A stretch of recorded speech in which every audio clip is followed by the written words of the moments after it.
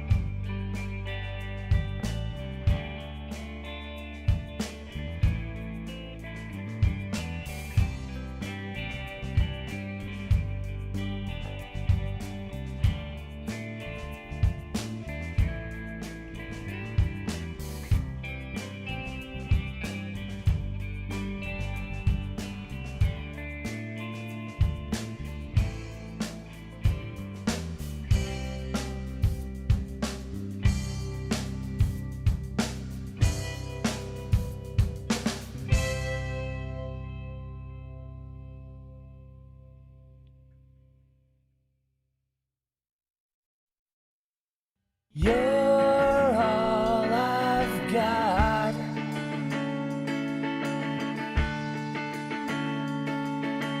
You're all I want.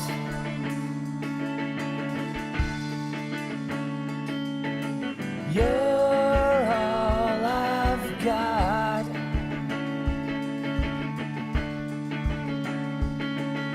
You're all I want.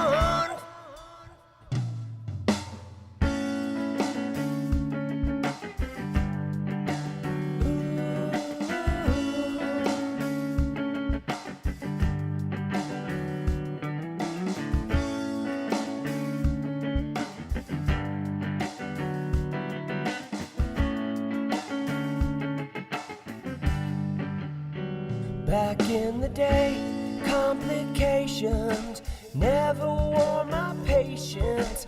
I was always ready to play, play, play. Why face the day in the sunshine in LA? We hit the beach and rode the waves. I lost my balance, I was faded, faded. I was trapped and wrapped up in a scene that was never really me. Plastic lights and starry eyes, and all the freaks were left outside. So I'd look in and wonder why. Where was mine? I couldn't find it, find it. But you're all I've got.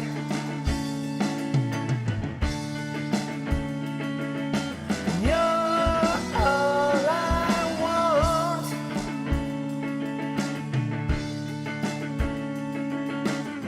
Some days it just feels like this will never be enough.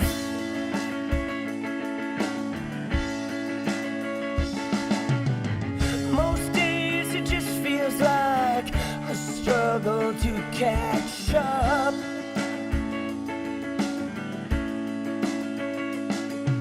And I won't mind the day I find what a peace of mind you are.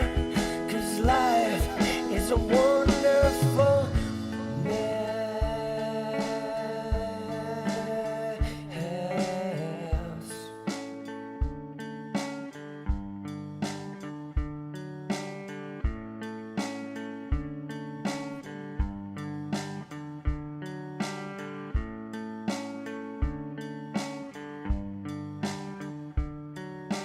Time to walk away, trade my sunshine in for rain. Same old ways in a different place, but something's changing, changing. I wanted answers and direction. What I got was second guessing, hesitation, no sensation, just more questions. Nothing to blame for being stuck inside this frame of mind. If I can find my way, who I am, what I want, where I'm going, where I was, it's not up to you. I wish there was something you could do, but you're not me, so you can be my answers, answers, because you're all I've got.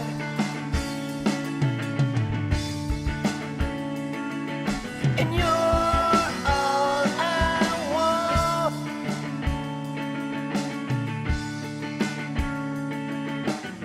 Some days it just feels like this will never be enough.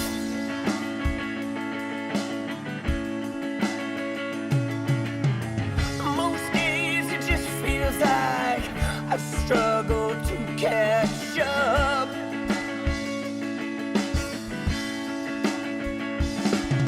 But I won't mind the day I find what a peace of mind you are.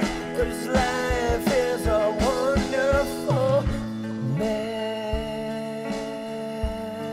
You're all I've got. You're all I want.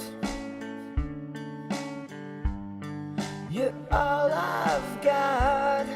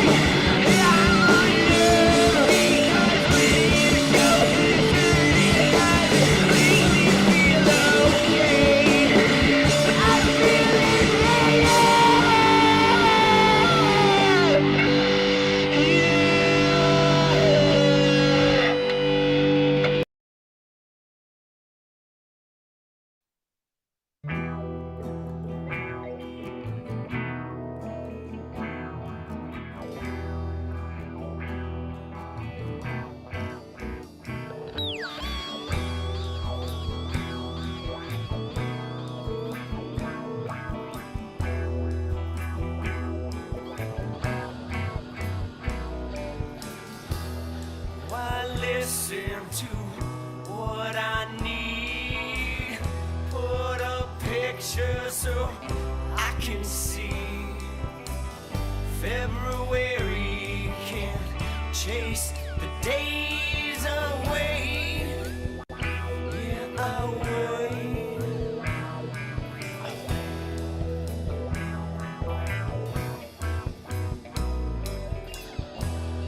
I listen to what they say.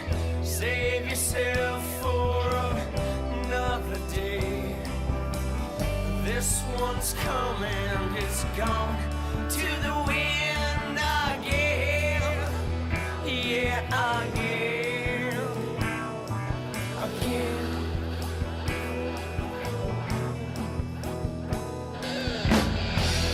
Just listen and make amends. You've been down for as long as you've ever been. This way's up, but you're down again. Yo! It's just like you to pull off what you thought you couldn't think today. The lost stranger, the wonder familiar face. Broken hearts made of pieces that shake. I've had one too many of them. Dude, Giants, let's go! I love that you checked out 𝗦𝗂𝗽𝗏𝗀𝗡𝗡. Oh, actually, 𝗦𝗂𝗽𝗡𝗡𝗏𝗡 was recorded after the music you hear in this stream. The song we're listening to right now is from 1997. And 𝗦𝗂𝗽𝗡𝗡𝗏𝗡 was recorded in 2003. But I love that record because I played all the instruments. Like everything you hear on 𝗦𝗂𝗽𝗡𝗏𝗡 is me. That's my solo record. I'm super proud of it. Because I didn't know that I could do that. But turns out I could. Just like snow castles, oh, we drift to the edge. Just like snow castles, oh, we drift to the edge. Just like snow castles, oh.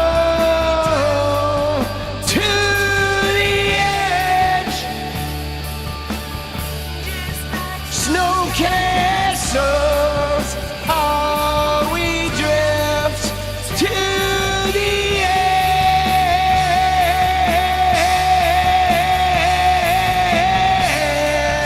Oh, we drift to the edge. Oh, we drift. Oh, we drift to the edge.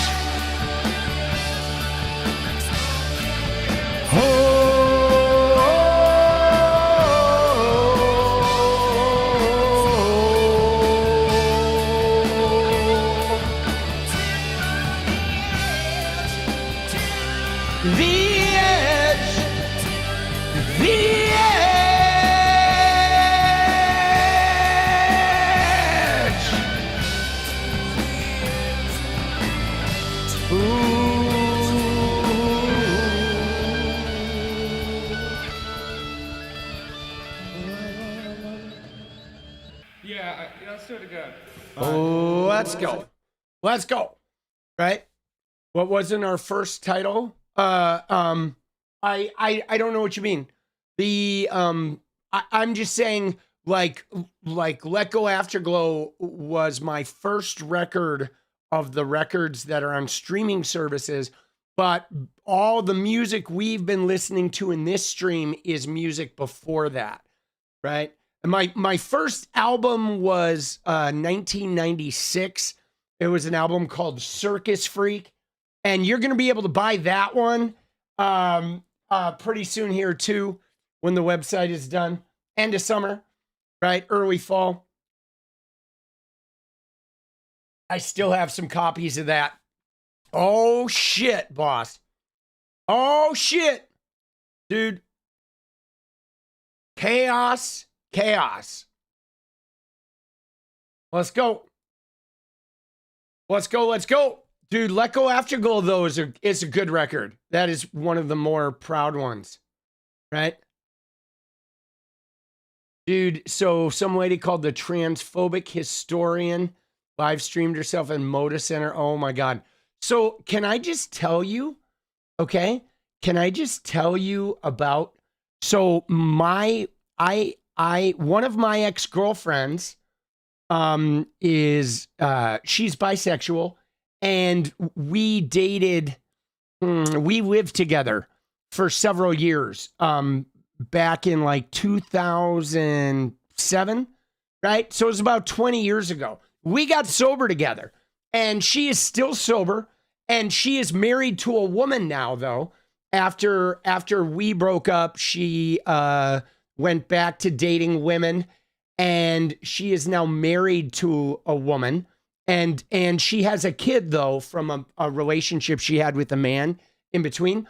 But what I was going to say is she posted some fucking like snippets on Instagram because her and her wife go to the WNBA games, and they fucking hate dude, all the gay women fucking hate Sophie Cunningham, dude, they can't stand her.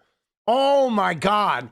They, like, she was posting video after video of them booing and just like fucked Sophie Cunningham, like all, at least the gay women here in Portland.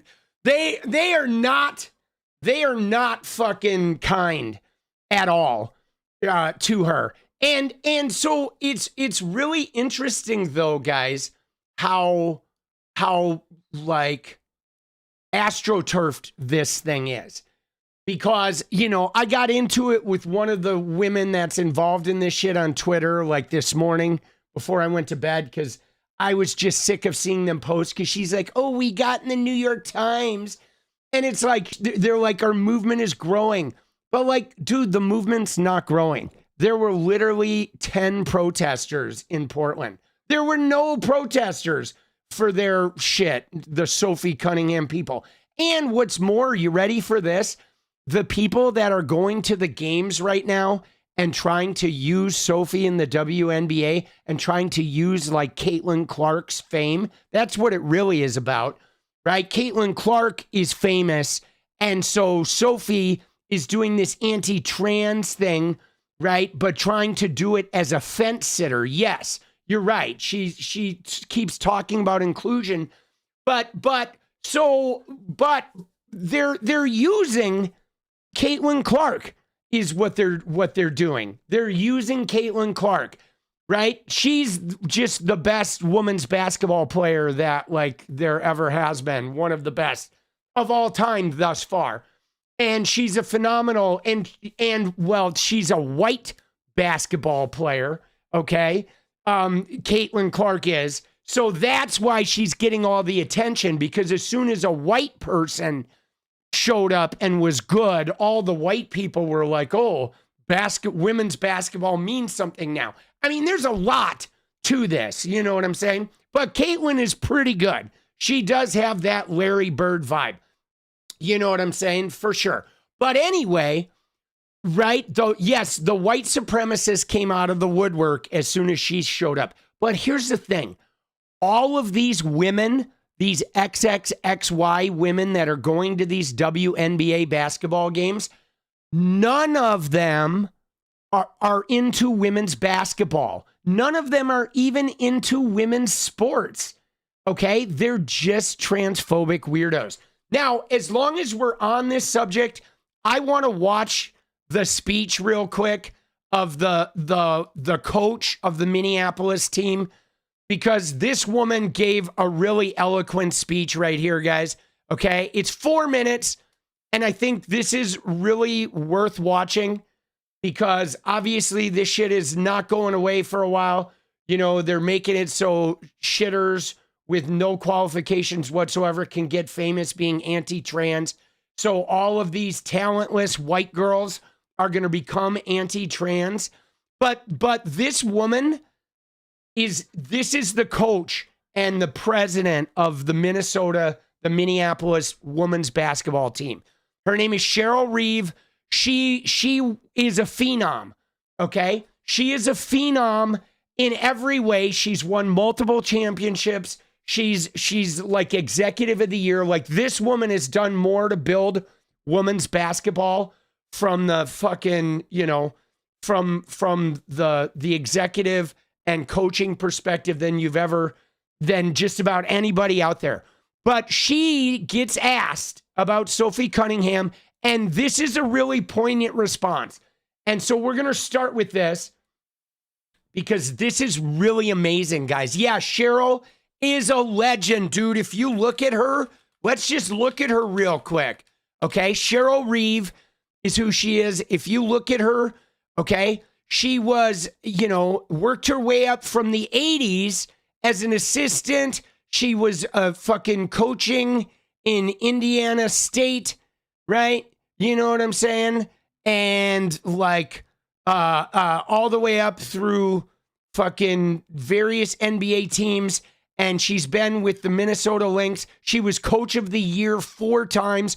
She was a WNBA champion 4 times, right? Commissioner's Cup champion. She was an all-star game coach, executive of the year. I mean, she's literally been, you know, incredible, okay? Incredible, like a long history of coaching, you know? And it's really amazing because when I saw her speak about this, I'm like, holy fuck, the women that she has coached, like, can I just tell you, I can't even imagine how many women were coached by this woman and their lives improved immeasurably for being around her. Like, you're going to see what I'm talking about in a minute. But she is renowned. But here, she addresses this. Here we go. Well, I don't think we should feel like our safe space is being threatened. That's what I enjoy about the WNBA, and I think we have to continue to safeguard that. I don't think these demonstrators are not being peaceful, or not that I've seen, and I haven't seen all of it. I haven't heard everything that's happening, but everyone has a right to peacefully assemble, right? That's whether you agree with them or not, it doesn't matter. It happens every day, you know, on the corner and discussions, and it's not about agreeing. I think, you know, you can have an opinion, you know, in this space. I think the commissioner and the league have a responsibility to ensure that any topic that could be problematic for players, what they perceive to be unsafe or threatened in any way or discriminated against. I think that's, you know, that's something that's fair for our leadership, and I'm quite sure that they have eyes on and ears on to make sure that it's a safe space for everyone. And that's what makes our league beautiful. You know, in terms of, you know, my views, as I said last week, I come from a space of inclusion, and the narrative that I think that is problematic is to suggest that, number one, that transgender athletes are the biggest problem in women's sports. And I think this is what's bothersome, is that there's a faction of people in our country that are making this a massive issue. We have some issues. Number one, we need to protect trans kids.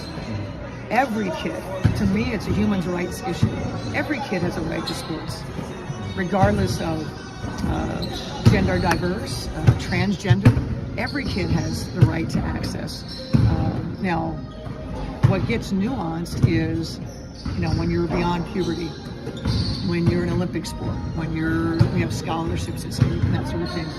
That's where I say that common sense people get together and you find common ground to find a way to be inclusive. The answer isn't no. It is not the case that we have, quote, biological men in girls' locker rooms. The way it's being phrased, the innuendo there that somehow transgender women are predators of some kind in the locker room. There's a lot of narrative that is problematic that we need to address. Did you see that? She is the first person there that said it, which is the same thing I say, that the framing of biological men in the women's locker room, it has nothing to do with biological men, okay? Talking about trans women and talking about trans women issues, if you use the word men or biological men or make it a men going into women's spaces, you are lying. You are framing it wrong. You are not even talking about the issue, okay? You are not talking about the issue. You are talking about a piece of propaganda that is a denial of trans woman existence that is meant to imply that trans women are predators, because you know who are predators?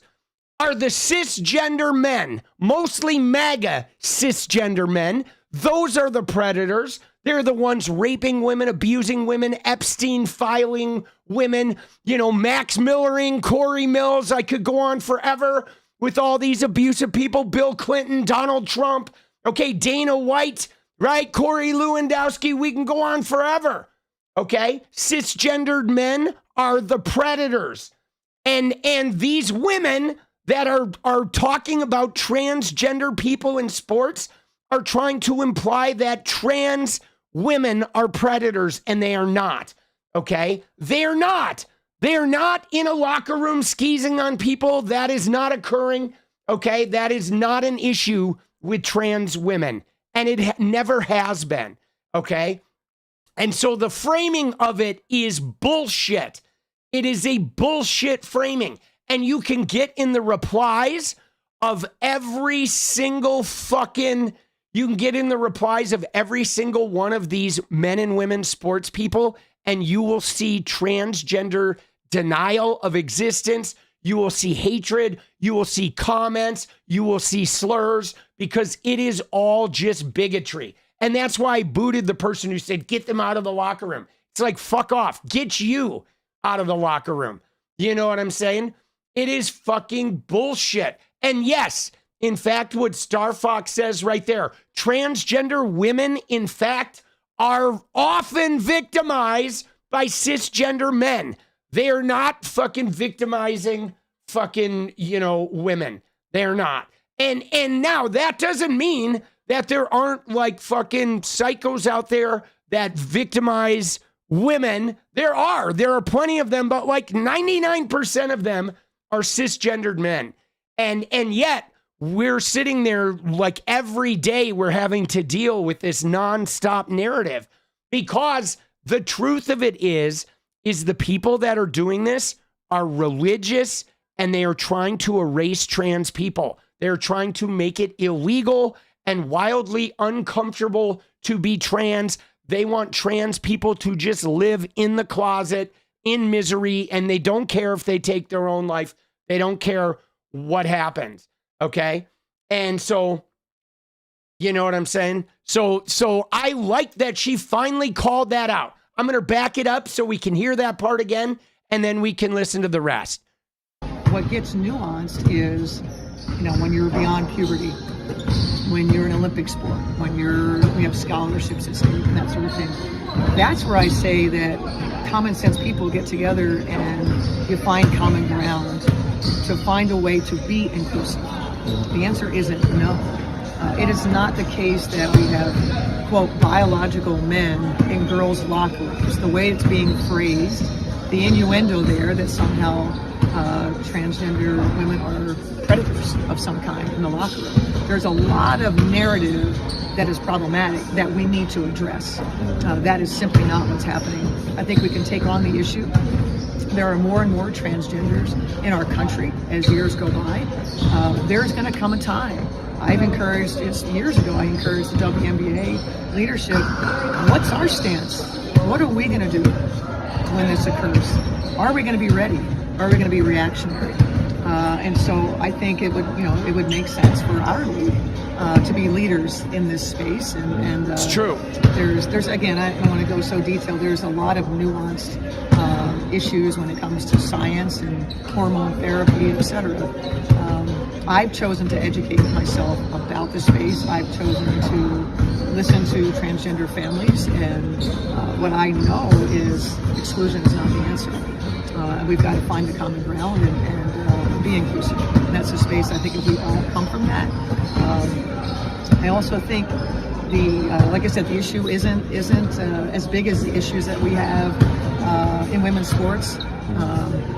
Whether it's cisgender men that have held us down for years in spaces like being able to have access to facilities and uniforms on locker rooms, all the things that these young girls that are sitting at games with anti-trans signs, do they understand actually what their real problems are and how they're being marginalized?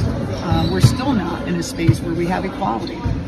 We don't even have the Equal Rights Amendment in all 50 states, right? So there's... Dude, that's another great point. Did you see what she said there? She said, while these people are holding these anti-trans signs, she doesn't realize that women are still being marginalized out there with access to facilities, access to training, any type of equality. There's not even an equal rights protection in all 50 states, I mean, and even when women are abused or harmed, they're still like the system of justice is like, predatorial to the women.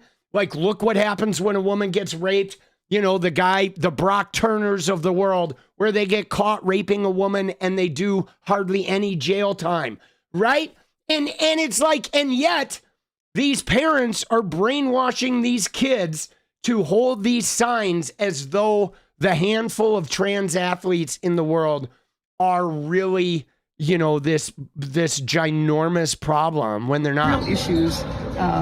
This is an issue that I think that we can thoughtfully work through, and that's my hope.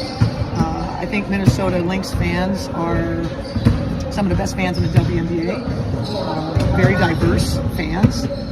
It is my hope that we demonstrate leadership in this space.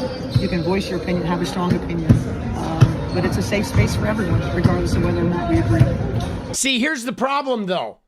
The problem is it's like a similar thing we have with the abortion issue when dealing with religious people. There is a lost in translation thing that occurs because they say, oh, we're just trying to protect the girls in this locker room, but none of them will acknowledge transgender existence. Okay? They won't acknowledge transgender women as a type of woman. And so therefore, it's impossible to have a conversation. They don't want to have a conversation about any type of inclusion because they are hell-bent on denying the fact that transgender women are in fact a type of woman, or transgender men are in fact a type of man. And right? Or that even people are born in the wrong bodies and transition is legitimate. They just don't acknowledge that being trans, like, to them, at the root of it, if you talk to them long enough, they will admit in some way, shape, or form that they don't believe people can even be transgender, that they think that everyone who is transgender is just a cisgender person faking it, mentally ill, trying to take advantage of something or play out some sort of trauma. They refuse to admit that a person can be born in a boy's body and have a woman's mind and soul.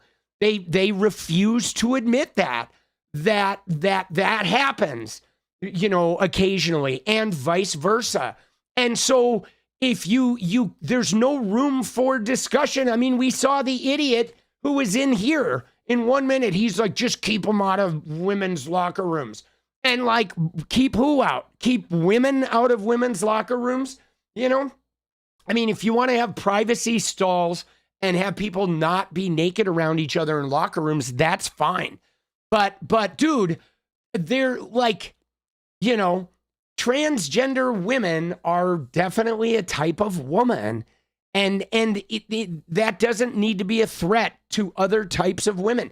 Now, the other thing that's really tired about this, guys, and this whole argument is the fact that we've heard it all before, okay? When I was young, they portrayed gay people as predators and dangerous, keep them away from kids, keep them out of the bathroom, right? There was this huge thing about gay people. They didn't want gay people sharing the bathrooms, right? And then you could roll back 30 years before that, and they were doing the same thing to black people. Black people need to be in their own bathrooms because they were dangerous. They were a threat, right? It's like they do this with bigotry. And in sports itself, they didn't want to let black people compete because they claimed black people have biological advantage. So they didn't want black women or black men to participate in sports because they felt like they had talked themselves into their mind that every black person is more biologically advantaged than every white person, which is more eugenics bullshit that was attached to like slavery, okay? And so it has been a long history of this exact same shit of these people, you know, and they're always religious people that are trying to define the way you're allowed to be human, okay? And according to them, you got to be one man, one woman, married, straight, you're cisgendered, but they won't let you use that word. You got to just be called normal, right? It's all bullshit by religious people trying to control us. And what's more though, most of them are gay or engaging in, you know, adult content of the very shit they're attacking often, or they have bisexual tendencies themselves, or they have some other weird perversion that they're hiding. I mean, all of them are freaky. I mean, look at, you know, Kristi Noem's Christian marriage to the guy with triple D balloons in his fucking tits and who's paying dominatrixes to fucking humiliate him and shit. And that was Kristi Noem's husband. You know, the Christian woman, head of a fucking government agency. Like, they're all full of shit, okay? And when in reality, if you wanted to get rid of predators and protect girls, you would fucking get rid of churches, you would get rid of pastors, you would get rid of police officers, you would get rid of MAGA men, okay? You would get rid of Andrew Tate and everybody who consumes his content. You would get rid of Donald Trump, right? You would, you know what I mean? I mean, you would get rid of all of these fucking, you know, degenerates.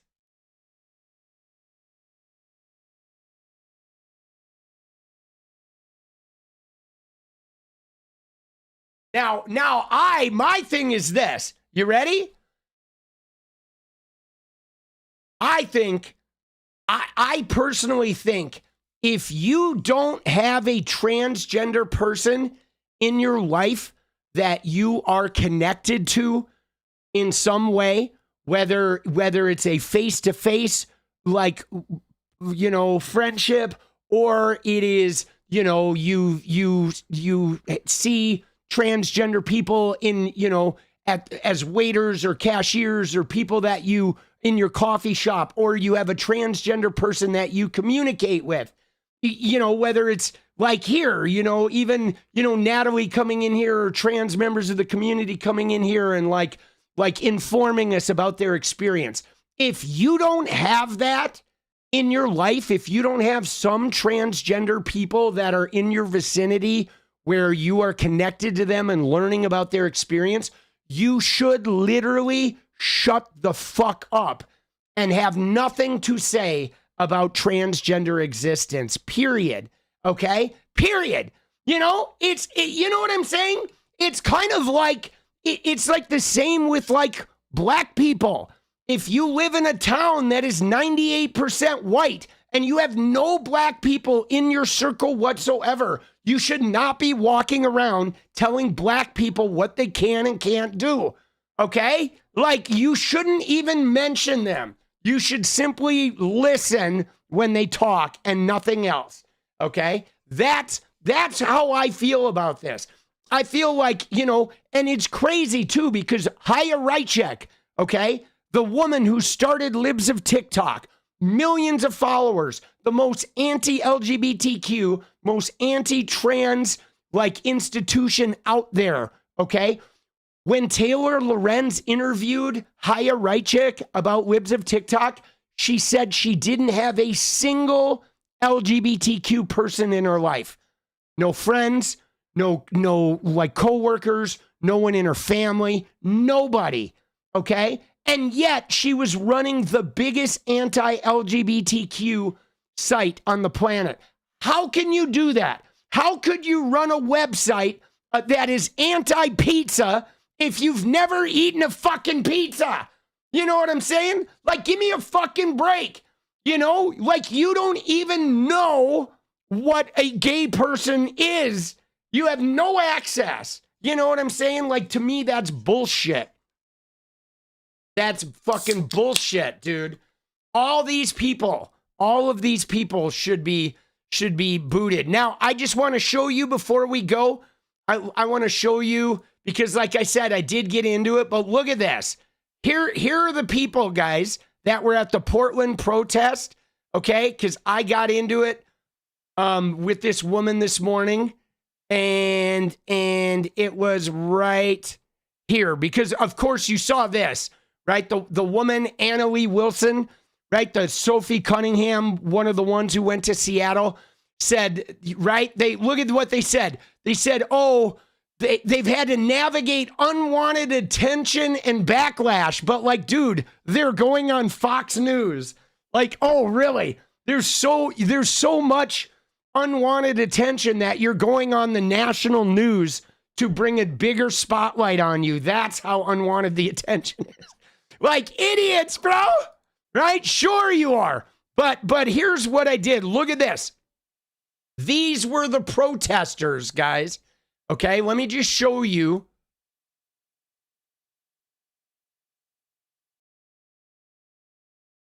All right, I just want to fucking show you this, because you got to look at this, guys.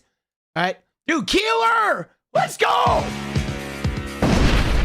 5 gifted memberships. Welcome to the new members, guys. But dude, you got to see this, because these are the protesters that were at the Portland fucking thing, okay? Look at this. Look at the protesters. There's like 1, 2, 3, 4, 5, 6, 7 kids and 3 or 4 parents. But like, guys, you see this? None of these people are from Portland, okay? None of these people are from Portland. These people drove out from like Clackamas County, Happy Valley or some shit, or Camas, Washington. They like, look at these people, dude. You know what I'm saying? They're not Portland people. I live in Portland. These are not Portland people. These are fucking Bridge and Tunnel. Okay? They drove in from fucking butt fuck nowhere. All right? And dude, I mean, I'm not going to say it, okay? I'm not saying anything, but dude, if that's not Ben Shapiro with the wig on, I don't know what is. But you know what I'm saying? This shit, dude, let's go, bro. It's fucking, dude, they burrowed in. Oh shit, dude. Who's in the Crocodile Dundee hat? Dude, I don't, that guy's from Portland. The guy in the fucking, the Crocodile Dundee hat. Oh, Jenny, I'll put it in. Sorry, babe. It's going in right now, honey. It's called Moreno. But, so, I mean, I did rip into these people. And I said, because she's like, stay away from women, okay? And I'm like, we're going to keep protecting women from you bigots.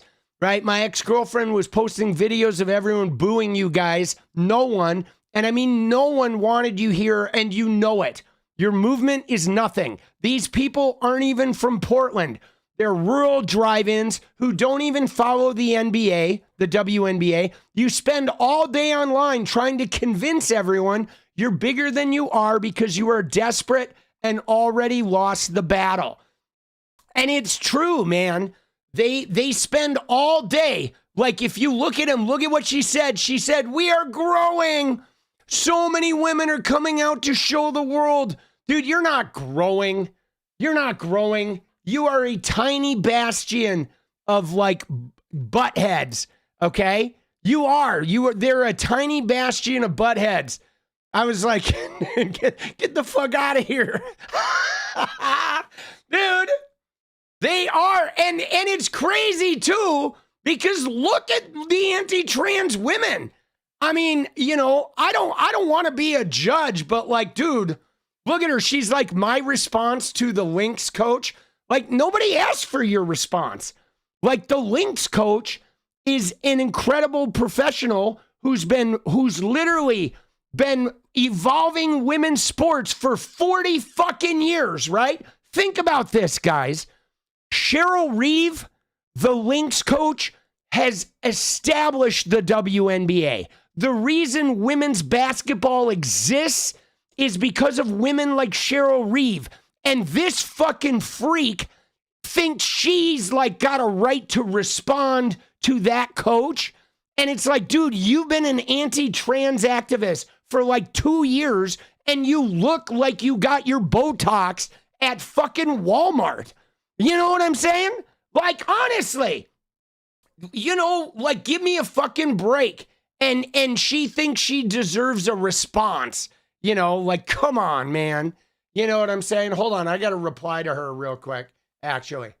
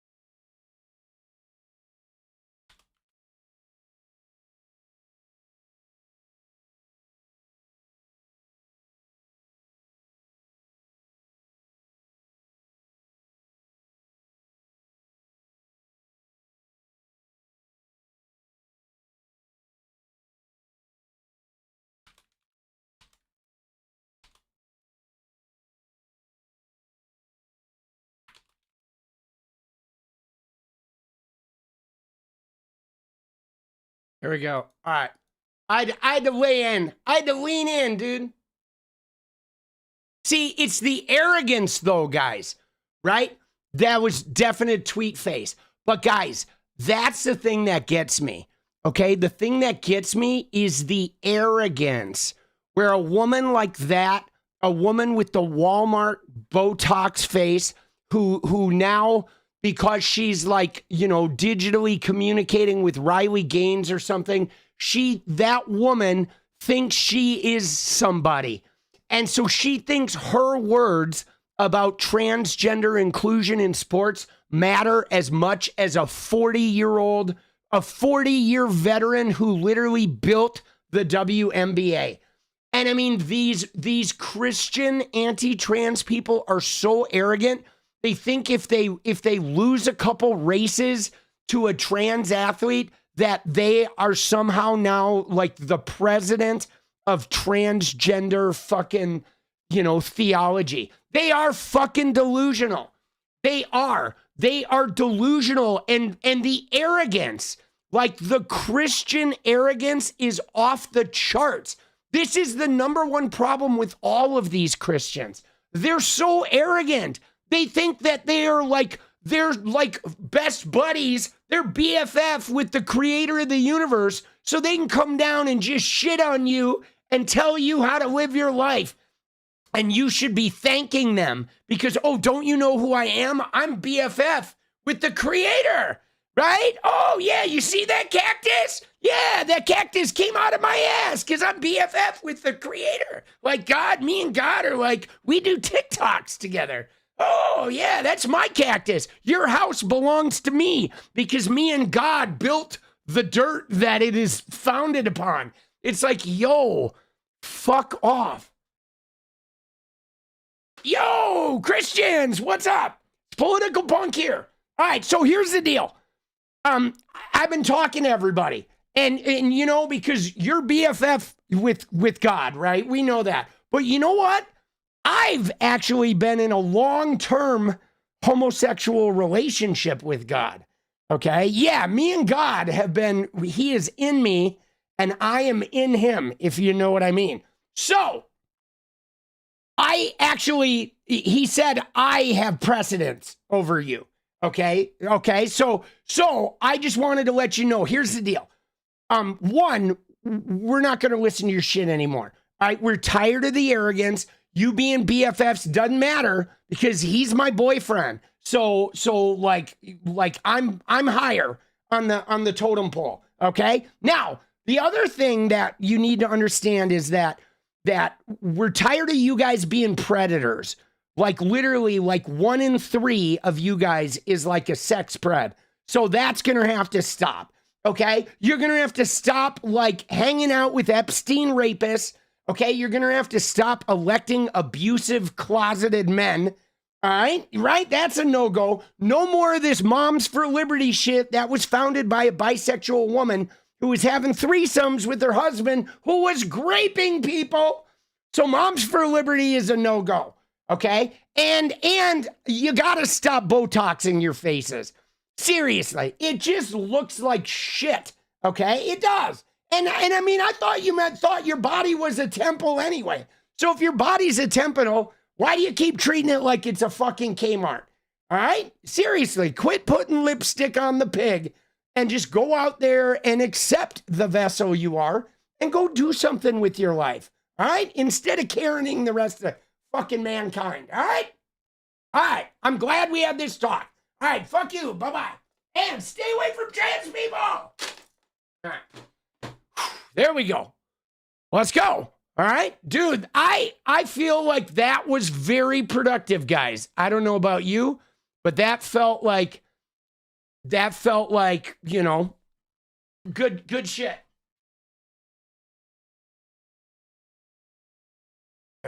Dude, they're so arrogant. They are so unbelievably arrogant, guys. It just kills me, dude. It kills me. All right, I'm going to set up the goal, guys. Somebody mentioned the goal. I'm going to set up the dance party goal, see if we can get a dance in there. Keeler, thank you again for the big 5 gifted memberships, dude. You're a badass.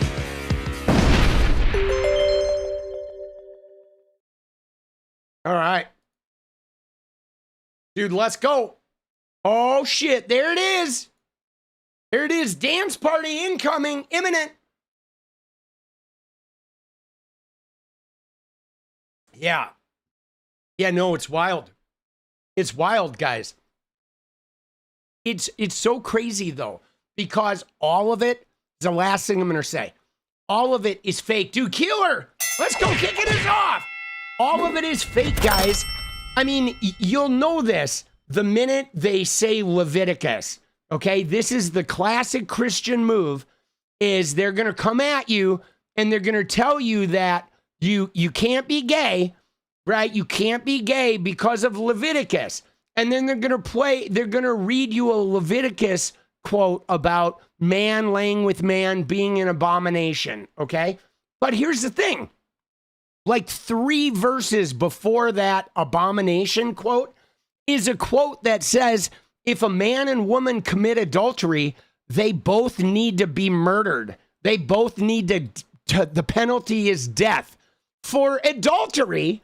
And yet they're all like committing adultery practically. Practically every one of them is committing adultery, and they've never once called for the death penalty. And there's so much other shit in Leviticus too that is like really crazy. So they just cherry pick their own shit. Dude, Jenna X-Ray says Tommy is God's favorite. Dude, that's what God told me. I should start saying to them, you know, God actually told me that you guys are wrong. And so, you know, God's gay. And he says, you need to back the fuck off, right? Yeah, they don't gouge out their eyes. Right? They're, you know, they're just crazy. God is gay and she smokes weed. Let's go. Natural born 𝗙𝗍𝗃. Let's go. Dude, God always did tell me I was his favorite. He's been trying to do his hair like mine for like a millennia, but he just can't. It's because he just has like the Charlie Brown squiggle. Right? Oh, shit. Let's go. Let's go, dude. The Mariners won today, so I'm in a good mood. But, all right, dude, let's fucking go, baby. Let's go. All right, let's get into some politics.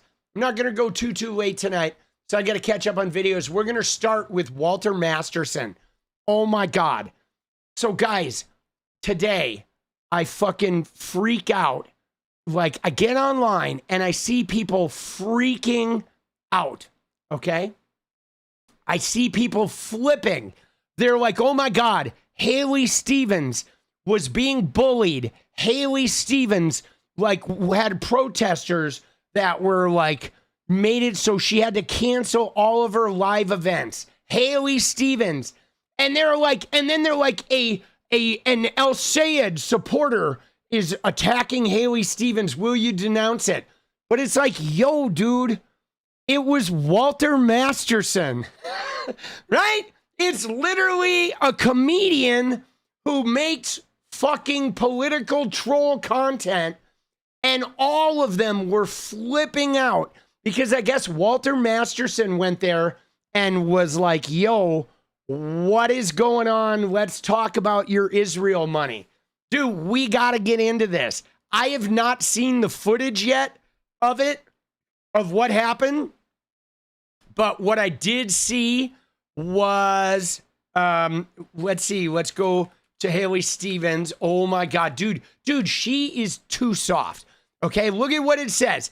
It says Hlaine Stevens departs rally amid shouting influencer cancels second event.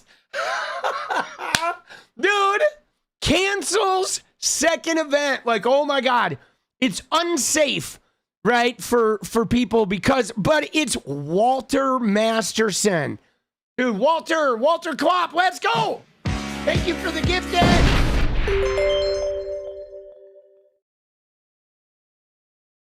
Dude, isn't that crazy?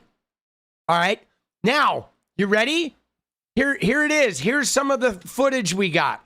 Okay, let's look at some of this footage. All right, here we go. Hlaine Stevens takes $46 million in PAC money. That's the kind of small town values Michiganders love. PAC money coming from outside. It's not even coming from Michigan. These aren't even Michigan businesses. This is not even U.S., but it's coming from outside the country. There you go. Wait. Dude, she's running. Wait, why are you leaving? Wait, come on. Oh, she's leaving. Wait, was it something I said? I feel like I say the wrong things. I have a problem reading the room sometimes. But, Hlaine, I just wanted to talk about the $46 million in corporate PAC money. Is that going to help the Michiganders? Dude, there you go. She rolled. She left. Why are you leaving? 25 cents, you go buy an An ice cream cone. ice cream cone. And 25 cents in this economy? You want to talk about it? Talk the second Tuesday of next week. The what? We can have a talk the second Tuesday of next week. Oh my God, wait, I just got that. I get it. The second Tuesday of next week. Right? But guys, isn't that fucking wild? Look at her. She's the one in the blue blazer, okay? Right there. She's in the blue blazer with the white pants. So, I mean, here's a big problem, guys. And this is why her campaign is not working.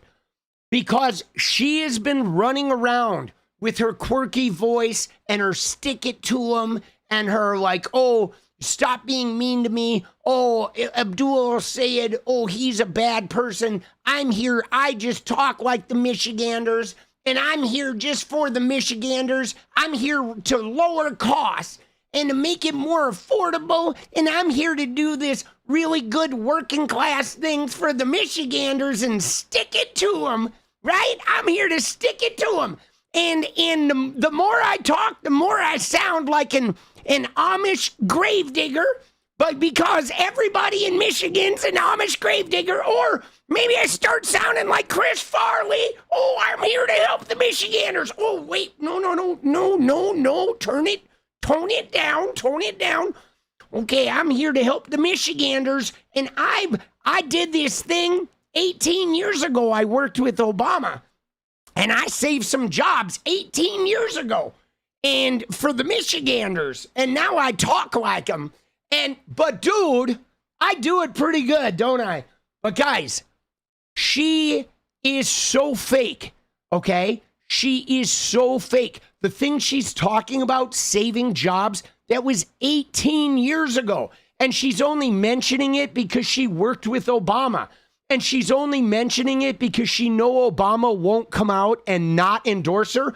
I mean, if Obama was going to endorse her, he would have endorsed her, but he didn't. But he's not going to come out and say, don't use my name, because he respects the party. So she's like abusing that thing, even though he's not giving the endorsement. And she's doing it specifically to get the black voters in Michigan. That's why she did that. She's been talking about Obama. I worked with him 18 years ago, and she's doing it to manipulate the black voters in Detroit, and it's so dishonest. And meanwhile, her money, all of her campaign money she's been in office since 2019. 7 fucking years she's been in office. She's taken like $60 million from AIPAC, the Israel lobby. Why? Does Israel own land in Michigan? Dude, the Jewish population in Michigan is like tiny, guys. It's like 2% of the state, okay? The state, there's hardly any Jewish people in Michigan, okay? If she was like buddy with Israel and running for something in New York, it would at least make sense, because there's a massive Jewish population in New York. Or the same in fucking California if you're living in LA, right? Right? Then I would at least understand the connection, because you're representing this huge body of people. But why are you taking $60 million from a lobby that only represents 2% of your state's population? Like, what the fuck is that about? That is crazy, okay? That is fucking crazy. She's dishonest. She won't talk about it. She lied about taking corporate money from the utility areas.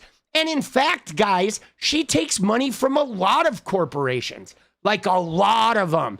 Like, she doesn't really even have many small money donors at all. Her entire war chest is huge bankrolled corporate money. And she won't talk about that. She can't talk about it. She just wants to do her cute little, hi, I'm a hick. I'm a hick girl. I'm harmless. I'm a harmless hillbilly hick girl, working class.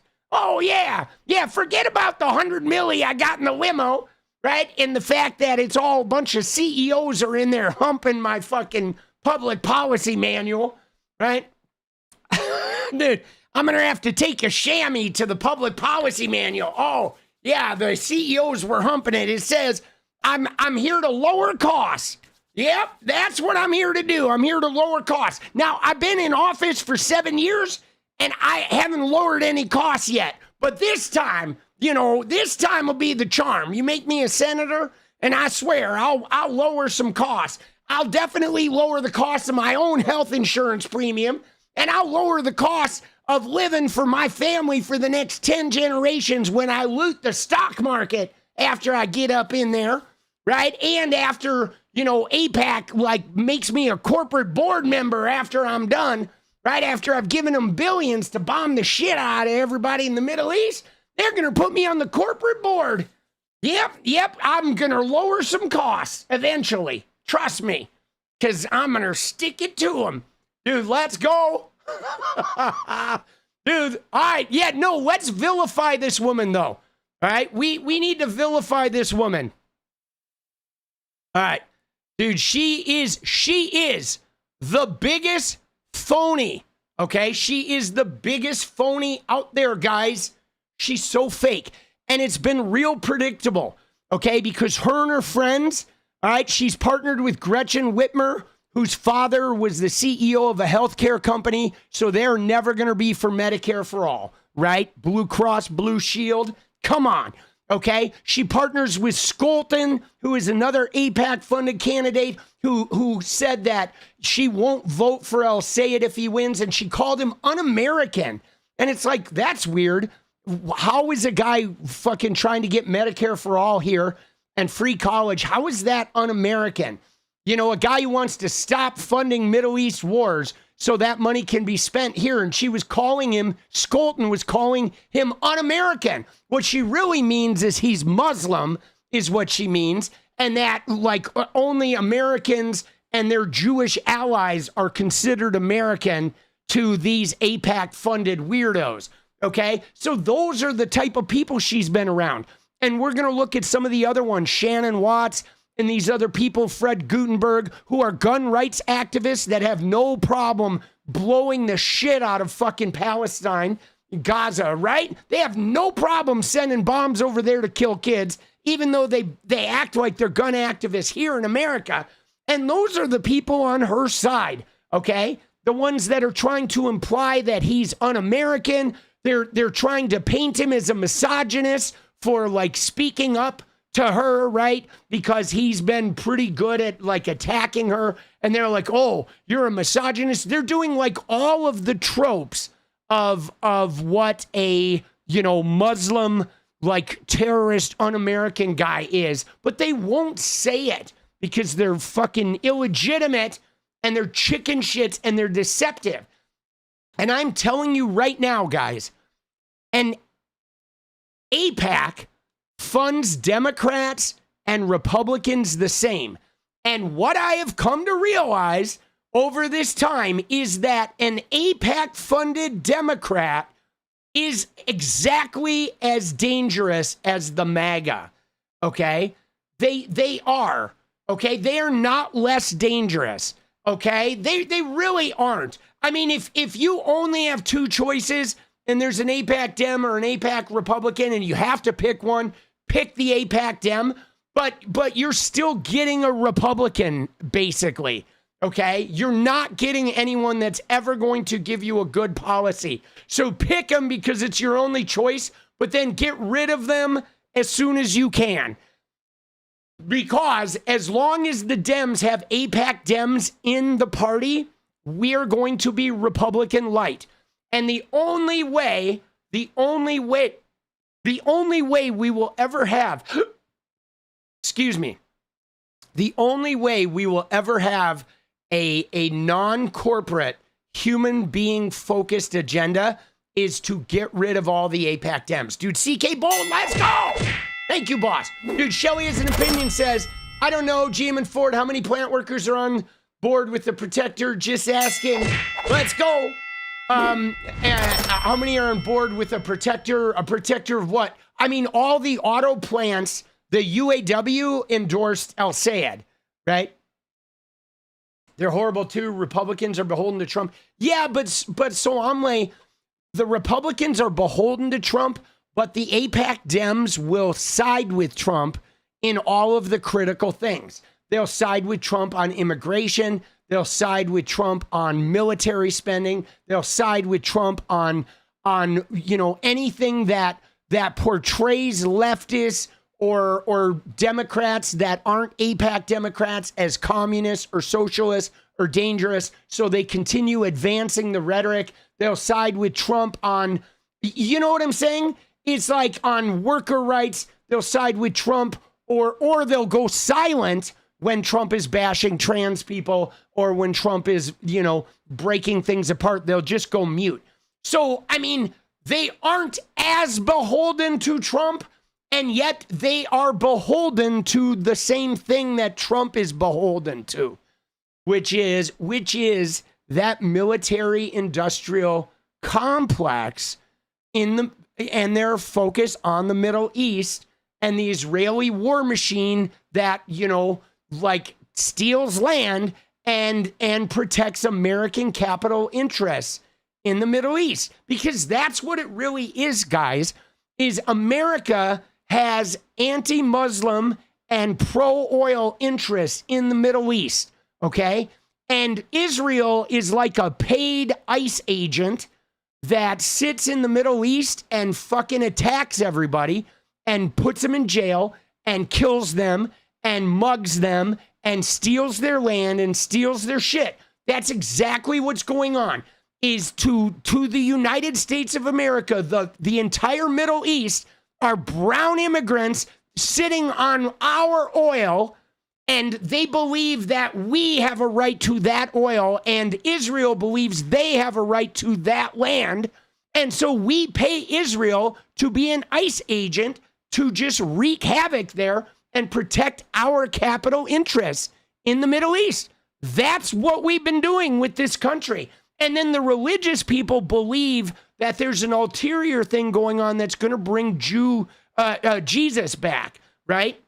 So it is, you know, it is fucking like some gnarly shit that we got going on. Did I miss a Walter one? Let me go back and get it, boss. I got you. Hopefully it's on there. If I missed you, I'm going to go back and find it. And let's see. Walter sent, the membership I got. Did I miss another thing? Yeah, no. I got the membership.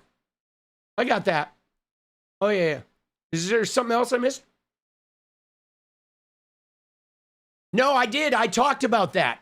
I actually talked about that and did the Trumpy, but I'll give you another one. But I did. Yeah, you can actually rewind. I got that one. I got you. Because I even said Walter Klopp. Right? Let's go.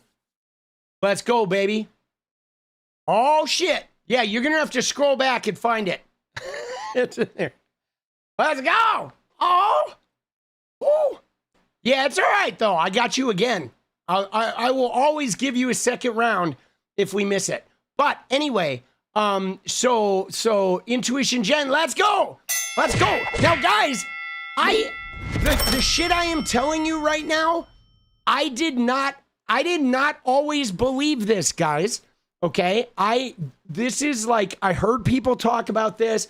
I certainly had discussions with my son about this a lot.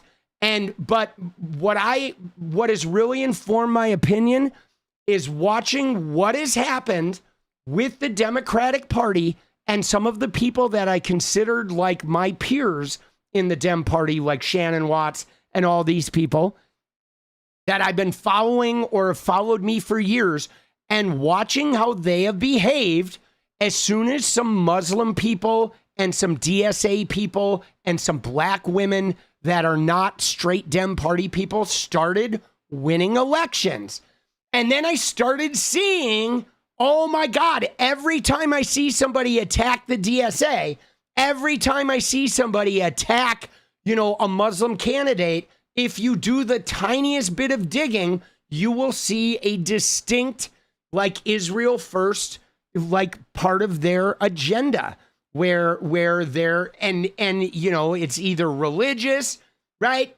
But what's crazy about it, guys, is it has nothing to do with Jews, which is weird because there's all this talk about Jewish Americans like Haley and like the anti-Semitism and the safety of the Jewish people. But all of the worst fucking Zionists in America are Christians.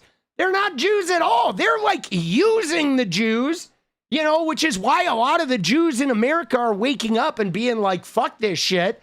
Like, we want to vote for these Mamdanis and these 𝗟𝗍𝗍𝗪s and these Troy Jacksons and these fucking Chris Rabs, because they're realizing that the fucking AIPAC Christians are using the Jewish people for their own ends, man. It is fucked up, dude. Intuition Gen dance party. Let's go, guys.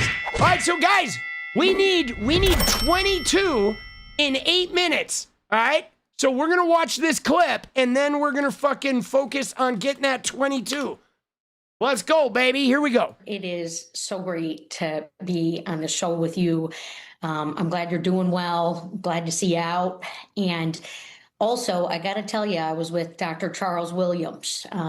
He was, out there endorsing my campaign, giving a great speech in Detroit. You know, the National Action Network, is alive and well, very powerful here in Detroit. Clarity, Reverend Williams is a fine leader in the community, but National Action Network does not support candidates, individuals. That is correct. He was just with National Action Network. I just want to be real clear on that. But yes. I'm not any man in trouble here. Right. All right. Dude, look, you go Al Sharpton, bro. Dude, I love it. But like, dude, she's so shady. See, this is what I don't like about her, guys, is like, she does not care about black people. Okay? She does not, man. She does not. If she cared about fucking, if she cared about black people, she would be fucking fighting for some of the legislation that would actually help them. She cares about black voters voting for her and not trusting anyone but the straight ticket, AIPAC funded, corporate funded Dems, and she's so phony. You know what I mean? Like, even the way she was talking to him, she was like, oh, let me come in here. Oh, let me praise you. Let me drop the name of another really well-known black guy that's part of this network. Let me drop the name of the fucking organization that's really like a big deal here in Detroit. And she's like, let me tick all these boxes. And it's so gross, okay? Because Haley Stevens, the money she's getting, that huge AIPAC and corporate funded money, there's no corporate candidates out there that are going to do shit that fucking help people of color. It's just not going to happen, guys. It's not. Like huge corporations are so predatory. And they like develop these hierarchical abuses and exploitation, sort of like a corporation. When you think about it, a corporation is like a vestige of slavery, guys. There's no way around that. Having the one owner up there that has $1 trillion in wealth, and then everybody in the corporation is just a number, an HR number. That all kinds of wage theft that they do, all kinds of like health and safety things that they break. People die in their warehouses and shit, piss in bottles. I mean, dude, it's gross, okay? It is wage slavery. And so like anybody who is corporate funded is not on the side of people of color or marginalized people, okay? It's just true. Now that doesn't mean, because of the super PAC world we live in, that like there's PAC money is still a reality, but she's beyond just having a little PAC money. She is like almost all corporate funded. Like everything is corporate or the Israel lobby. Her facial expressions look so messed up. They do, Keeler. Dude, let's go. Freddie. Dude, thank you. Thank you for those fucking kronas, man. I saw Trump saying Greenland's gonna be ours. Dude, fuck Trump, bro. We're going to protect Denmark. We're going to protect Greenland. I don't care if I have to fucking take a boat out there myself and put a boot, right? I don't care if I have to put a boot in some Trump family ass. I will fucking take a rowboat to Greenland and fucking start swinging, boss. Dude, taking that much money from AIPAC is a no for me. Yeah, I hear you, Intuition Gen. This liberal Christian in South Carolina loves political punk. Let's go, Kelly. Let's go. All right, let's go. Dude, Shelly, recommendation suggestion box. Ooh, that's good. Yeah, that's a good idea. That's a good idea. Right? Yeah, thank you for the memberships. Let's go. Another membership gift. Let's go, dude. There were a couple, dude. 5 from Keeler. All right, we got 4 minutes, guys. 16 and 4. This is so doable, guys. We're going to sit on this, dude. Pine Box. Lucy Lou's mom. Let's go. Pine Box. Dude, let's go. We got more memberships coming in. Dude, we got Quarg. We need to ask her about her Superman ice cream. Let's go. Now, we do have to look at some of the responses here, guys, because the responses about Walter Masterson were fucking hilarious, bro. The Karening. Dude, Keeler, Pine Box. Let's go. Pine Box. Dude, we got memberships. We got fucking Trumpies. I'm going to throw in a clown kick there. Yeah. Get all the bad energy out of here. All right, 3 minutes, dude.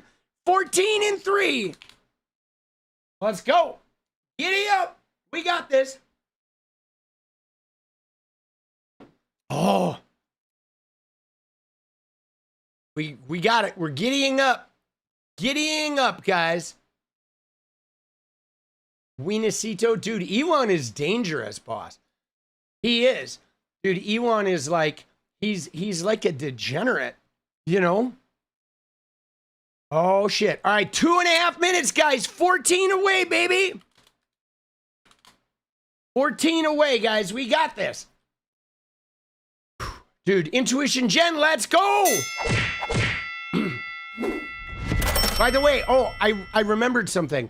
Because somebody way back at the beginning when I was talking about my bisexual ex-girlfriend who was sending me videos or posting videos to Instagram in her stories of people booing Sophie Cunningham, her name was not Christina. Her name was Jennifer. Another Jen, yes. I've had a lot of Jens. Dude, Shovel, dude, Keeler, let's go. Dude, I've had like more than half of my girlfriends in my life have been named Jennifer. I don't know why, dude. And they've all been Scorpios too, dude. Isn't that weird? Oh man. I've dated just a bunch of Scorpio Jennifers. 10 away, guys. We got this. Isn't that wild, dude? I don't know why that is. Let's go. A Killer Wang Chung song. Dude, thank you for being an ally. You got it, Sunoya. Appreciate you. Love you too, boss. 10 away, guys. 9 away. Israel comes to me in my dreams. Yes, she actually said that. Dude, that Haley Stevens, that is such a creepy thing. You're smart. Now what? You run, you recommend. Let's go. You run, you recommend. Oh, wait. Shelly, what is that? That Shelly has an opinion. Are you talking about for running? Yeah, that Israel clip is crazy. Right? Is that what you're talking about? A recommendation system for candidates? Dude, 8 away, guys. 50 seconds. Shit, boss. It's grind time, baby. 8. Let's go. Giddy up. A recommendation system for political candidates? She was an Aquarius. Yeah, could be an Aquarius. It would depend. If she was born in the early part of January, she's a Capricorn. Dude, Girl Friday on a Tuesday, let's go. And then somewhere around the 22nd or 23rd, she would be an Aquarius, right?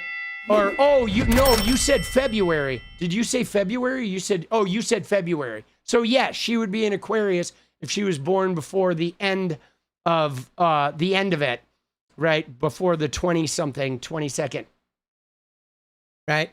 I thought you said January. I misread that. Dude, Petrozzi, let's go. Dude, Stank Uyghur, 5 away, guys. 4 away. Big ups, punks. GOP is failing. Ain't that great? Let's go, dude. They're trying to reduce, guys, they're trying to reduce this election to like a transgender bullshit. You can see them. They're trying so hard. The anti-trans people were 5 away, guys. We got this. Oh, shit. We ran out of time. All right, so we go to bonus minute. We go the 1 minute timer. Here we go. 5 away. Let's go. Dude, they're trying to make it the anti-trans, like you see them trying to drum up immigration fears with the shit going on in Kuwait over by Spain, right? Morocco.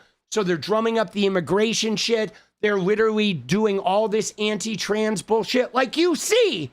You know, there's the economy is failing. Everything sucks. We're in a war. And what are they doing?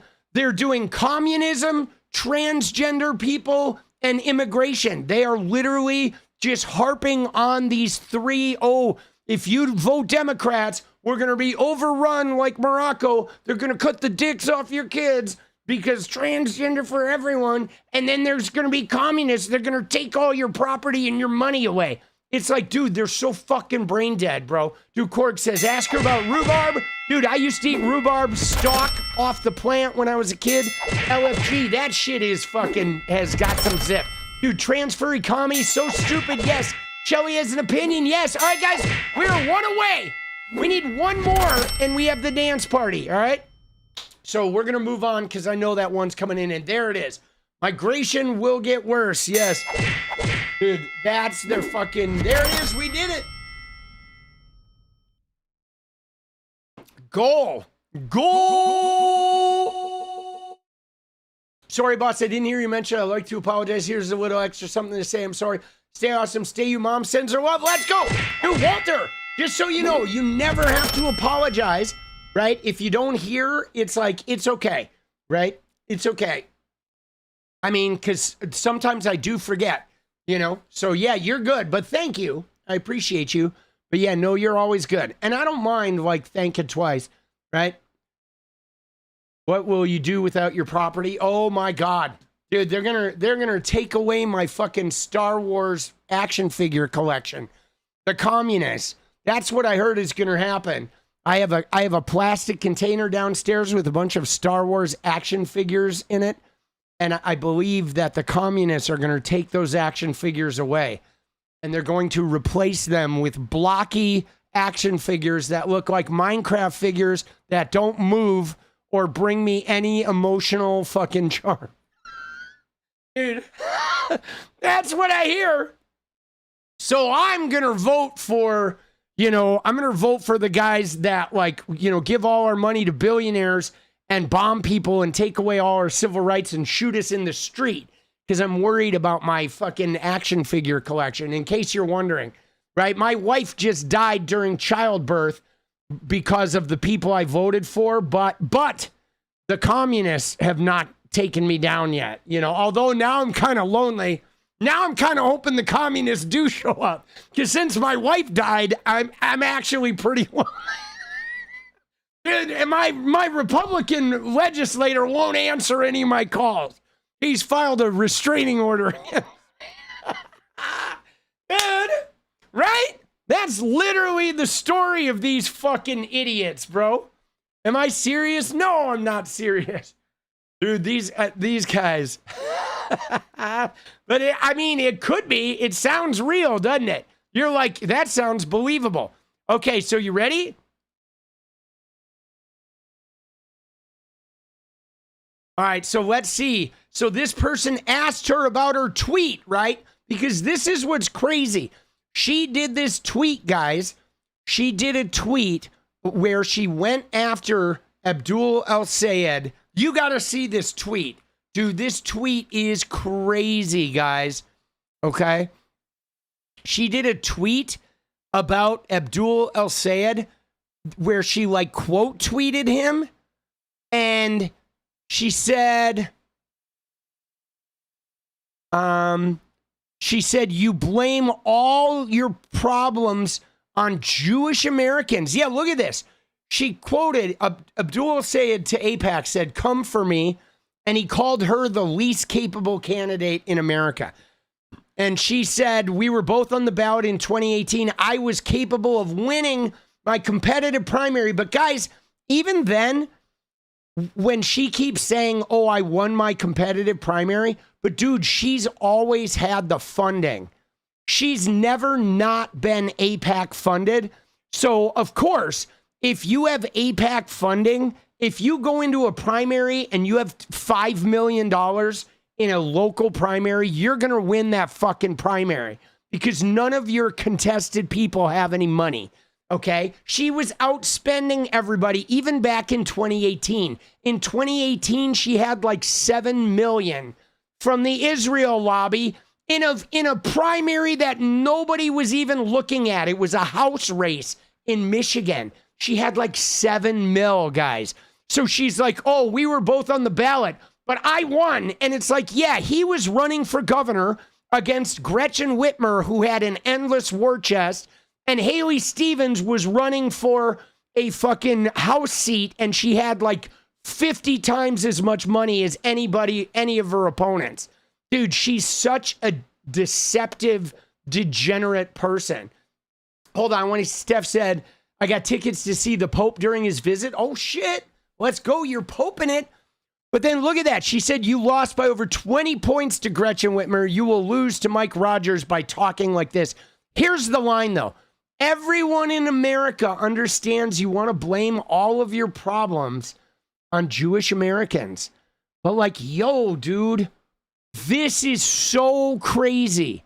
Okay? Because whether you like Hassan or don't like Hassan, whether you like Abdul-el-Sayed or don't like Abdul-el-Sayed, whether you like the DSA or don't like the DSA, none of those people have ever blamed anything on fucking Jewish Americans, dude.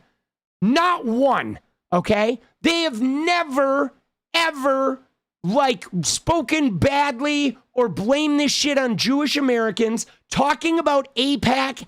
AIPAC is not about Jewish Americans.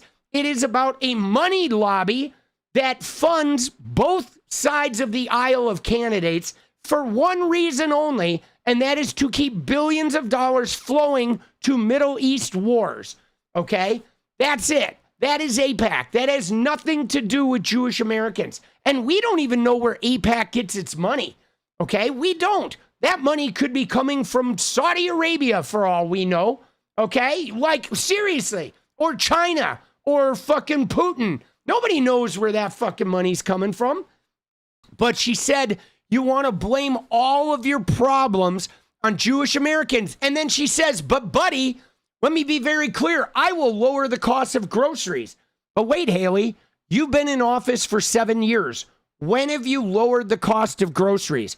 She said she'll ban stock trading. All right, well, anyone can do that. She'll stop Trump's abuses of power. Well, how have you stopped it in the House? Have you done anything to stop Trump's abuses of power? I mean, she actually voted for ICE funding, okay? She voted for, like, shit that, like, honored Charlie Kirk. She voted to condemn people that fucking, you know, right? She voted to condemn people that spoke out against Israel stuff. Yeah, she voted to thank ICE. I mean, she's so full of shit. And protect Michigan manufacturing. But hey, Haley, Michigan manufacturing is done, guys. Okay? Michigan manufacturing is gone, dude. It's going to be robots. Manufacturing is disappearing. Okay? If you think there's going to be a bunch of factory jobs 40 years from now, there's not. Okay? We need something better than saying manufacturing, because they're going to replace everybody with fucking robots. Like, give me a break, dude. Right? And she said, you'll just be a celebrity whining and writing books to get even richer. But dude, he wrote a book on Medicare for all, dude. Hold on. I want to do it off screen because I don't want to accidentally dox myself, which sometimes happens. But like, dude, look at his books. Okay? Here's his bookshop. He wrote a book on Medicare for all. Okay? Right? I mean, he's written some books, right? But like, dude, his books, right, that he's written are, I mean, obviously all of these are not his. Let's look at his books. He's got a bookshop. But all right, so he's written a book on Medicare for all, okay? He's written a book on healing politics, right? You know what I'm saying? Like, dude, this guy's not out there writing like romance novels and shit. Now, like, being an author is bad, you know? Like, dude, what the fuck, bro? Writing books to get even richer? Like, dude, is writing books a bad thing now?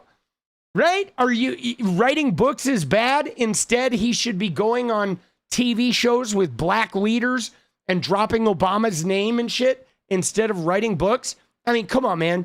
She says, bro, I just want to work for Michigan. All right, so now somebody asks her about this.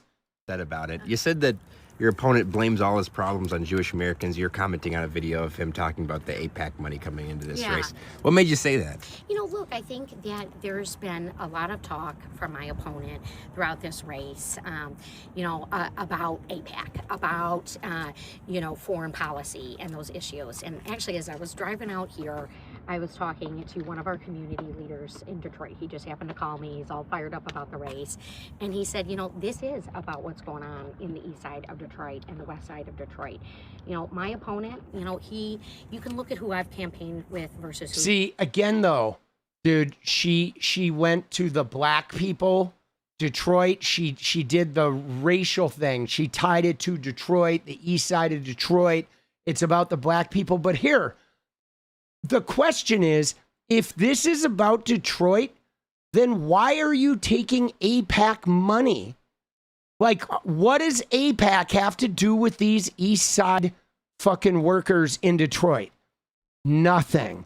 The only thing that AIPAC has to do with these guys is, $5 billion, $10 billion a year is going to go to Israel instead of going to this community or to them having health care.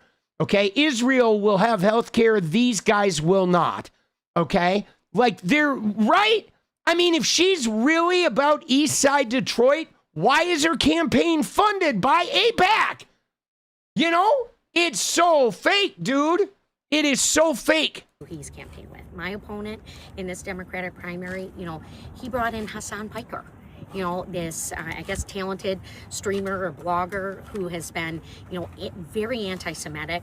Dude, I don't believe Hassan Piker is anti-Semitic. Hassan Piker, right I don't to the believe college that. campuses, which we know have been really rife with division, right?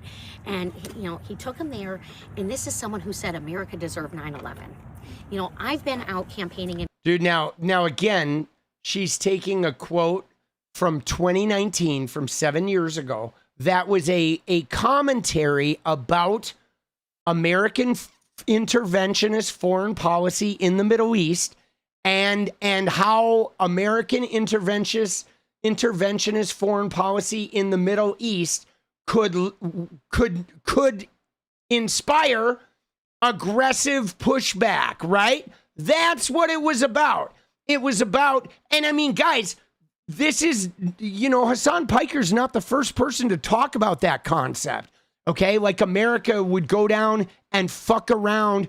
I mean, guys, let's look at what happened when I was a kid.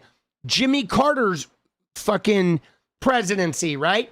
America toppled a beloved leader and did a propaganda campaign in Iran because that leader wanted to nationalize the oil supply. And America was like, no. We need access. So they got that guy removed. They installed the Shah. They ruined the country. Then there was a religious government takeover, Khomeini, and then they took American hostages, and it became this debacle that Reagan backdoored and used to fuck Carter over in order to win the presidency. But so the point of it is pointing out the fact that America meddling in Iran had something to do with later those hostages being taken, and that whole scenario is like, that is not, you know what I'm saying? That is not fucking, like, that's not outrageous to look and fucking, to look at those types of things. If you oppress people or if you get involved in places you don't have to be, there's going to be blowback, right? Jesus. In Michigan, I was in Grand Rapids a handful of weeks ago with the former commissioner of Social Security. People's Social Security is on the line. They are bankrupting, they being Donald Trump, they are bankrupting the Social Security Trust. A fully paralyzed veteran asked me if he was still going to have access to his benefit check. We got to stand with our incredible veterans, the earned benefits, and look, I'm also campaigning, with Scott Benson. and Jerry, you know, and community leaders. You know, I've brought in a civil rights icon, you know, my friend, my collaborator in the Democratic Manufacturing Working Group, 𝗙𝗪𝗏. So I think who folks are campaigning with, you know, that needs to be called out. Look, you know, I know what Michigan leadership looks like. I know how to, you know, make it through a tough race and what it's going to take to bring people together when this is all over. You know, I'm saying that we're all going to be standing together, and I truly hope my opponent in this race, in this Democratic primary race, says the same. A gentleman from France. Dude, I don't know what that answer was, bro. Right? Dude, look at this guy. Oh, let's see what this guy says. Did you vote for Abdul? Somebody different.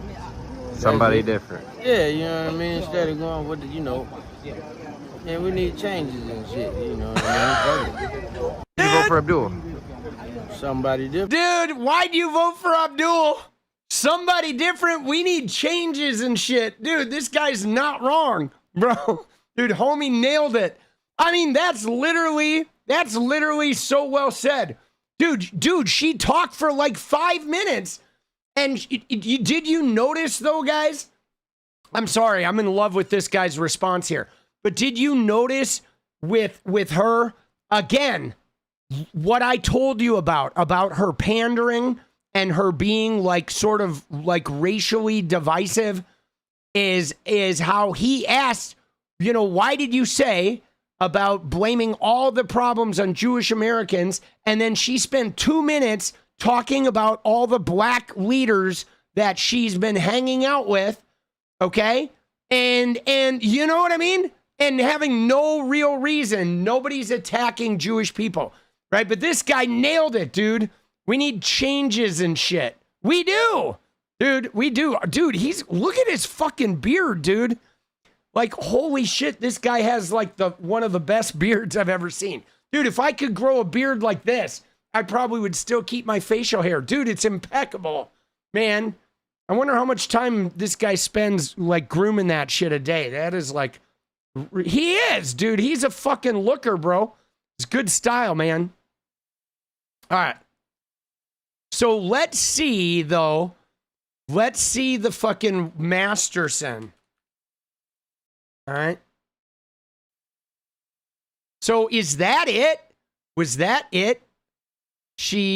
Was he in the rally? Oh, here we go. Oh, here it is. Oh my God, dude. It was Traverse City. Oh shit, stay woke. I will. I'm going to stay woke, guys. So the event was up in Traverse City. Unfortunately, Representative Stevens was up in Traverse City and was very much treated uncivilly by some protesters. And we all know that people have differences in the Senate campaign. Who would do that? But when it turns into a screaming match and she's not able to speak to people, then it's not good. And we do believe that's what. Oh shit, she's talking about it, and it was Walter. I want to see the event, dude. Dude, what? I just don't get this woman, dude. Oh, did you see this one? Dude, this one is crazy, guys.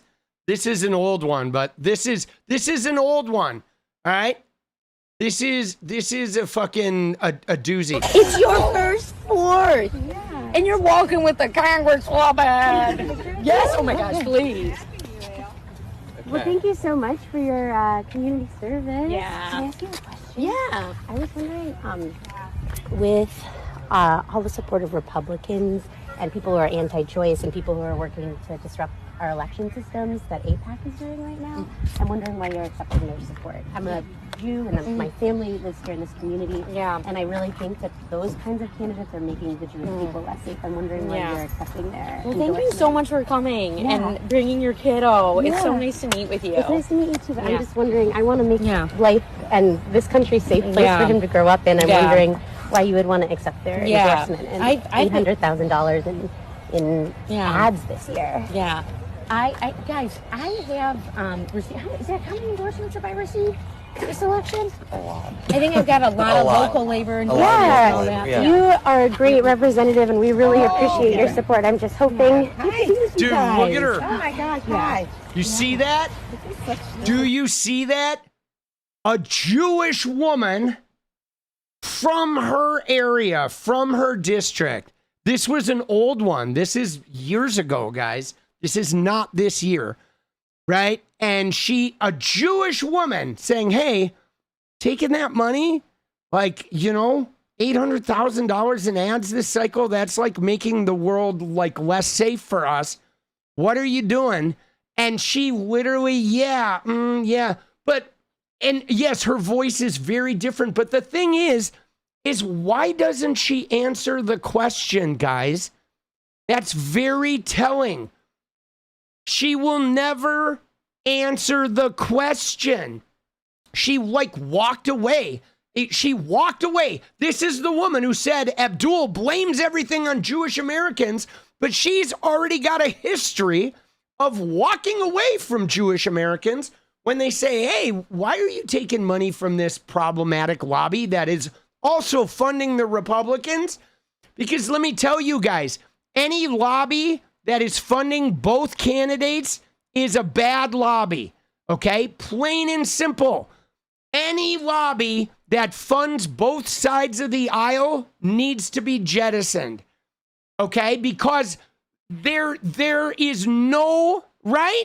There is no overlap with those guys unless it is something that they're both like toxically fucking us, okay? They're like all the good the Dems want to do is not supported at all by the Republicans.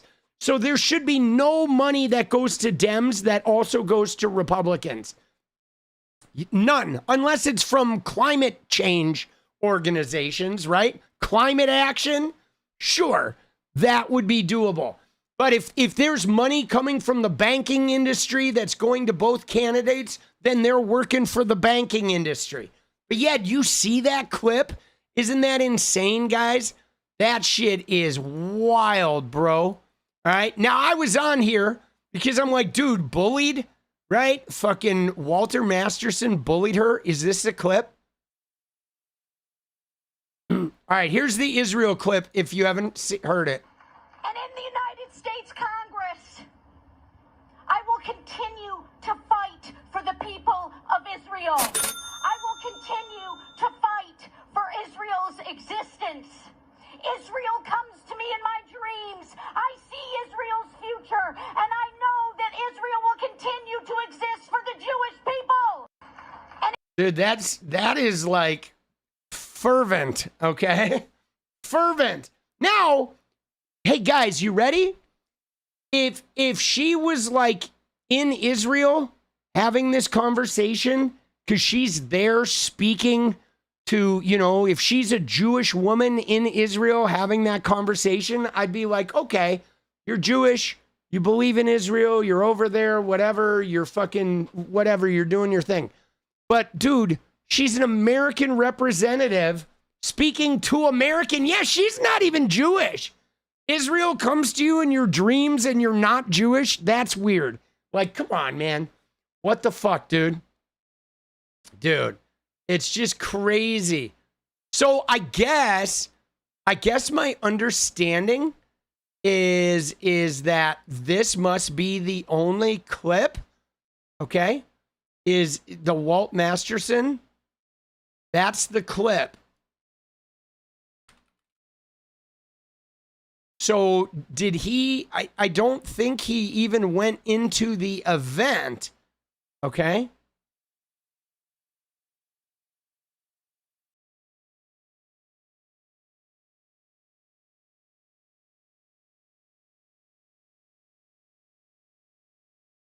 Let's see.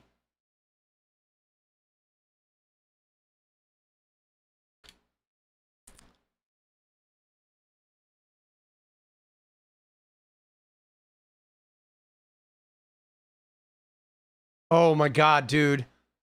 It's so crazy. Yeah, dude. I mean, the press, though, right? Like, Like, look at the press that's going on. Okay? I mean, dude, this is crazy.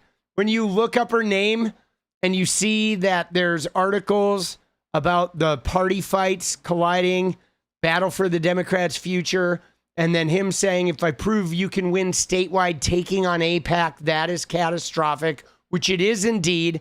Okay, that's really what's bad about this, guys. There's two things, okay, here that are in play. Is prior to this election in Michigan,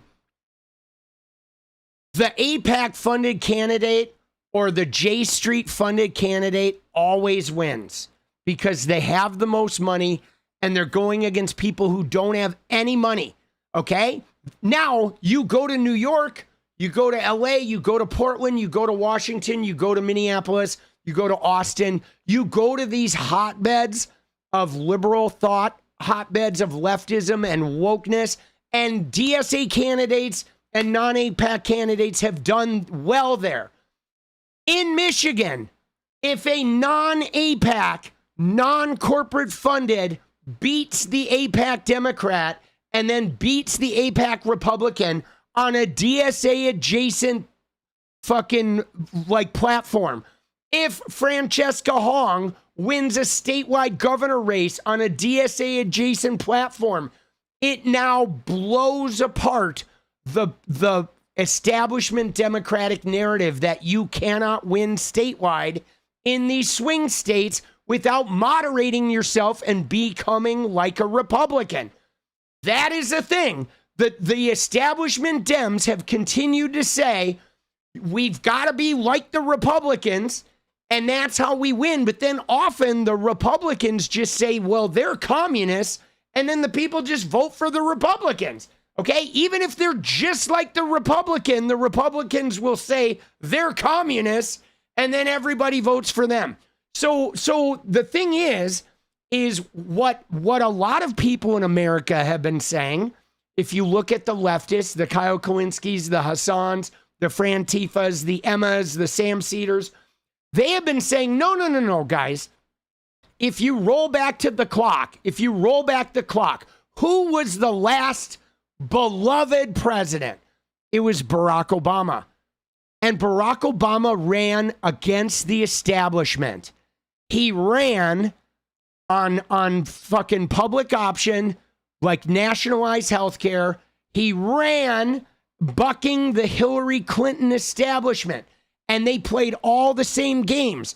They said Barack Obama will not win in the general, only Hillary will. They started the Muslim rumors. All of that shit went down back in 2008, and he won as a progressive anti-establishment candidate. Now, the thing that was kind of fucked up is he didn't govern that way. Congress certainly wasn't that way. Congress was still the AIPAC-funded, like uniparty kind of deal, mostly. I mean, they did get ACA through, which they did some impressive stuff. I'm going to give them credit for that. But it was, you know, he didn't run as an establishment Dem, okay? Obama did not, you know, he did not. And like, I don't remember anyone being like truly excited about an establishment Dem. I mean, and we go all the way back, okay? Like Al Gore, okay? Al Gore was an establishment Dem, even though he was like climate guy, head of his time. He became the climate guy later. But like, dude, in 2000, nobody was excited about Al Gore. And that's why he didn't win. He didn't even win his home state. You know, he was just blah. He just wasn't like a fighter, you know? He wasn't like a fighter. We wanted a fucking fighter. We wanted some change. We wanted, you know, some fucking, you know, no more wars. And then, you know, people voted for Bush and there was another war. You know, but look at this though. These things, right? Stevens posts bizarre racist rant against 𝗙𝗪𝗟𝗏, right? Haley Stevens departs rally amid shouting influencer. So here it is. She was talking to locals and community members when the influencer with more than 5 million followers on TikTok and Instagram showed up and boisterously interrogated her about her campaign funding. Okay, 𝗲lie Stephens takes $46 million in PAC money. That's the kind of small town values Michiganders love. Oh, shit. So it was the outside part, guys. That was it. The rally was outside. Dude, and she fled. No way, dude. Dude, 𝗲lie Stephens is crashing out. Oh, my God. Dude, this woman and her little podunk show is like completely going off the rails. And now she's canceling events because a comedian dared to ask her about her campaign funding. Dude, I'm sorry. But dude, I'm sorry, guys. If you are taking $50 million in PAC money from an Israel lobby, and you are in Michigan where like 2% of your state is Jewish, you do have to wonder, why are they giving you so much money? Right? Like, why would, think about it. You know, even forget about AIPAC. Just think about the lobby, right? Like, how would they feel if a Chinese lobby was giving Abdul El-Sayed $50 million? You think people would be like, oh, no, that's cool. That's for Michigan, right? Like, dude, why would they, if there's no Jewish people in Michigan and 𝗲lie's not Jewish and she doesn't have a fucking, right? There's no big Israeli business in Michigan. There's no big Israeli farming. Israel doesn't make cars in Michigan. So why the fuck would an Israeli lobby be giving a Michigan senator in a state with 2% of their population being Jewish? Why would they be fucking giving her $50 million? Right? You know? I mean, I think that's a fair question. Dude, Keeler, let's go. Let's fucking go, dude. We got 5 more hits in. Dude, let's go. And you know what's wild though, guys? Here's what's wild. Beyond this.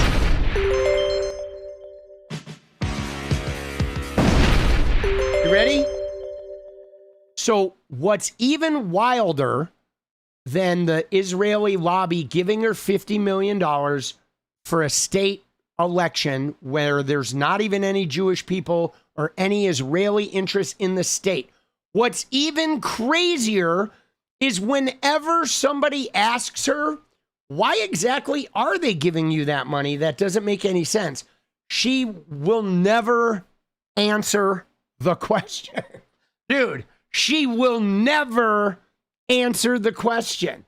She will like become a fucking, high-speed hamster running on a wheel of words about Detroit and James Clyburn and fucking, sausages and right? Dude, it is like she just starts, you can see her heart beating through her fucking shirt.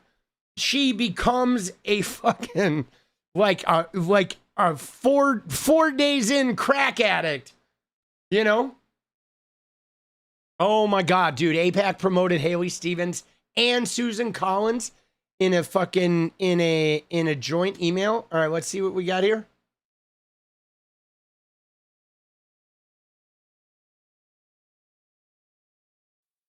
Oh yeah, no, we already watched this guy.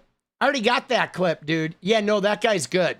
That guy. I'm not going to watch it again though, because I already have that clip from a previous video. All right. But all right, I'm going to move on. I think we've shit on fucking 𝗲lie Stephens enough. All right. Oh, dude, we have, what is this? I want to go look at Anna and Cenk having a meltdown. Oh yeah. AIPAC pairs 𝗲lie Stephens with Republican in joint Senate fundraising email. The appeal was paid for and authorized by both candidates, the pro-Israel lobby group said. Dude, see, that's what's crazy, guys. Okay? This is what is just insane, man. Right? This is insane. And I'm sorry, man. This is where I get off.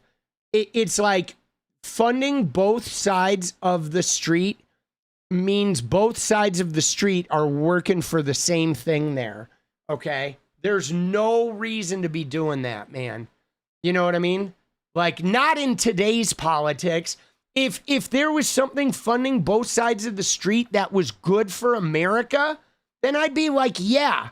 If it was like school lunches, if it was a teachers union, if it was like raising fucking minimum wage, some sort of pack about higher wages, if it was climate action, if it was nationalized healthcare, right? The foundation of nationalized healthcare, then yes, I would love that. But to have fucking super PACs that are benefiting a foreign country, it just doesn't make any sense, guys. You know, I mean, you know, if we need to help foreign countries, that's what USAID was for, right? There's like, you know, $70 million and we spread that money around. We do a little soft power. That's great. If somebody gets invaded and they're an ally, then maybe we spend some money, right? And help the person that's getting invaded see Ukraine or what have you. But this endless fucking, like, you know, endless, you know, pay for an ICE-like police force called the IDF to go and terrorize everybody in the Middle East so we can take all their oil. Like, dude, I just don't want to do that anymore. And that's not going to help us, right? So I hate the concept of a big tent party. Yeah, but see, the funny grunt, the thing, though, that's hard about the big tent is the big tent is supposed to be people with the same ideals, okay? So the big tent is supposed to be all people that want to, like, you know, I mean, have the same ideals. It's only a big tent. The big tent is only a problem when you have a bunch of Republicans that are pretending to be Democrats. And that's really what I think we have, is I don't think there are conservative Democrats. I just think you know how the party switched at the Civil Rights Act, okay? You had the Dixiecrats, you had the conservatives and shit, and right, and you had the Southern Democrats that were racist. And then they moved over to the Republican Party, and the Democratic Party soldiered on with these new, like, liberal people in it. But the problem is a lot of the conservatives, all the conservatives that weren't racist, right, that didn't want segregation, they stayed in the Democratic Party. So it's not that the Democratic Party is conservative by nature. It's the fact that when the liberals came in, the non-racist conservative people didn't leave. They stayed and kept power. And so I think the Democratic Party is still evolving into what it was originally meant to be. Like, I think right now, if you took the people in the Democratic Party and you rewound us to 1950s, there would still be a bunch of, like, super conservative, like, well, I don't want segregation back, but we're like, I don't want them to have rights either. There would be a whole bunch of those people still in the Democratic Party. Like, the Democratic Party never fully became a left party. And I think now we want it to, because capitalism is killing us all. And so that's really the problem is there, you know, and you know, I think we got to fucking purge that shit. Okay? You know, we got to purge that shit. And what's more, we do have to do outreach, because guys, I want to see more people of color that are progressives. And I want to see more people of color that don't feel threatened by a DSA adjacent platform. I'm not saying we have to go full DSA, right? But there's nothing wrong with having people in your party that want to abolish prisons because prisons are inhumane, they're toxic, high recidivism, they don't fucking rehabilitate, they create better criminals, they're run by toxic people, they're filled with contraband, they monetize being full. Like everything about prisons is bad. So even if you're not going to abolish them, I think you should have like half of your party be people that are ready to abolish them tomorrow, because that way you can make big changes and they're going to be like, fuck yeah, let's do it. If nobody in your party wants to abolish prisons, then you're never going to make prisons more humane. You are literally going to just sit there and accept them as they are, especially if your party is funded by a bunch of money that are all making money off prison stocks.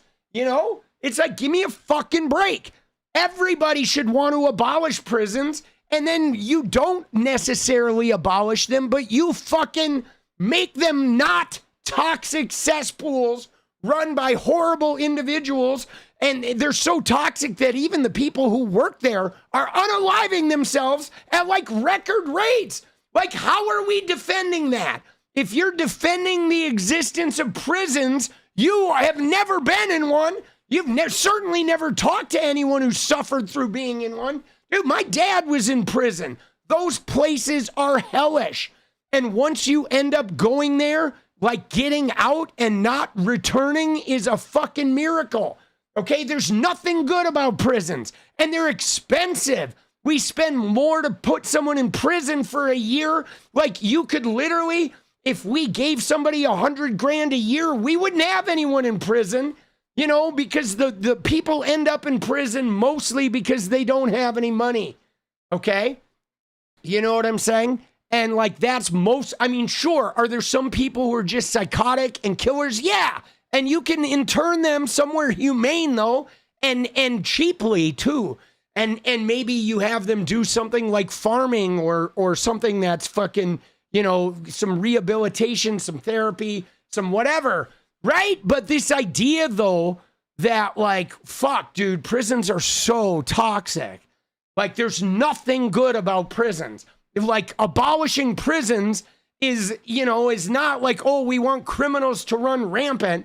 It's like, my God, why do you want to spend $130,000 a year to teach somebody how to be a criminal, to be inhumane to him, and then never give him any skills and just keep him in there? And you're spending so much money wastefully. You know, it's not even helping humanity to spend $130,000 a year to keep somebody in a cage. That's so dumb, dude. That's the biggest waste of money. Yeah. You know? So I think abolish prisons is like, we should be talking about that as like, you know, and maybe I got to start fucking talking about this. And like, you know, I just, you know, I've been talking to these middle dems like that 𝗙់guy. I'm going to go on his show eventually. But I've been talking to him, and he's one of those people that keys in on these phrases without thinking about why people are saying the phrase. And like, I'm sorry, dude. I want to be in a coalition with people who want to abolish prisons and who want to, you know, defund the police and who want to do all this other radical shit. Why? Because they're going to at least be up for change. Okay, even if we don't defund the police and even if we don't get rid of all of incarceration, we're going to have allies that are working to change, okay? As opposed to like, no. Don't touch the prisons. Don't touch the cops. Let's just give them more money. Don't touch education. Don't touch, right? Don't touch anything, right? Except like, let's send some money to Israel and fucking we'll go to war in the Middle East and we'll sell a bunch of guns. And like, but what we'll do is we'll ban, you know, congressional stock trading. All right, there you go. That's good. That's great. All right. And then, yeah, I know you're living in a tent. I'm sorry, but we banned congressional stock trading. But now we have a bunch of shell corporations that are now trading crypto out in, right? No more stock trading. Dude, yeah, I know No, I know. For-profit prisons are terrible. You know? And again, guys, I went on a fucking thing the other day. I mentioned this, I don't know, yesterday or 2 days ago, but I tried to find statistics on like how many murder convictions happen every year in America. And what I discovered is they're hiding the data. Okay. You get data on reported crimes from the cities. Okay. And then that's it. That's the only data we have. So we don't even know what crimes people are in prison for. And there's no database to show you what crimes people are in prisons for. If you wanted to look that up, you would have to go to a prison and you would have to look up every single inmate, or you'd have to go county by county, right? They don't keep a database because they don't want you to know who's in there. They put whoever the fuck they can put in there, whether it's a violent crime or not. There are, right now, guys, I would venture to say that probably 2/3 of the prison population in America, those guys shouldn't even be in fucking prison. They're not even in there for violent crimes. They're in there for weed or petty theft or being black and having stolen something from a fucking, you know, from a liquor store a couple times. It is literally, it is the biggest fucking con game ever. And the people that are suffering the most are black men, black women, fucking Hispanic men and women, and poor fucking people. And that's it, man. It is a terrible, terrible, terrible, terrible fucking thing. And anybody who doesn't want to abolish prisons is fucking, has never really gone to one, has never looked, popped the hood and looked under the hood of what's really going on in there, guys. They are filling them. They are filling them with fucking, right? They are filling them with nonviolent offenders and or people that can be rehabilitated, and they're not getting rehabilitated. And we're spending a ton of fucking money that is going to shareholders, rich people, a lot of them in our government, and then the states are getting slave labor out of it. And the whole thing is just a fucking racket, dude. It's so gross. It is so fucking gross, dude. Dude, you know, it's so bad, guys. But yeah, this is bullshit, dude. Look at this shit. This was from back in May, right? The pro-Israel lobbying groups promoted her and Susan Collins of Maine in a fundraising appeal. See, that tells you everything, guys. That tells you everything. Now, we got to look at this, though. Before we move on, we do have to look at we have to look at the people that were freaking out about Haley Stevens today, guys. Okay? Because they were, all right? You had fucking, where is it? Let me show you. All right.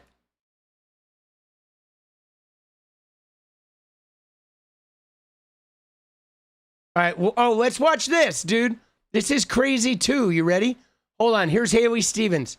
That's awesome.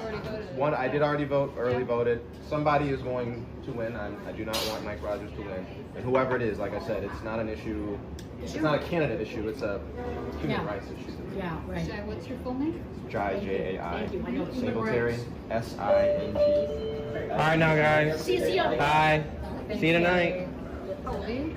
I'm 31. Oh, dude, he turned it on late, but he voted for 𝗙𝗪𝗓𝗪 because of the shit going on, and she fucking walks out, dude. She walks out repeatedly, dude. She's so fake. But let me look at, oh my God, this is amazing. I made this, by the way. If you see this image, if you see this online, you may see this image online. I did make this. So when you see this on Twitter or Facebook, know that that's a fucking political punk original. Okay, I have seen it start floating around.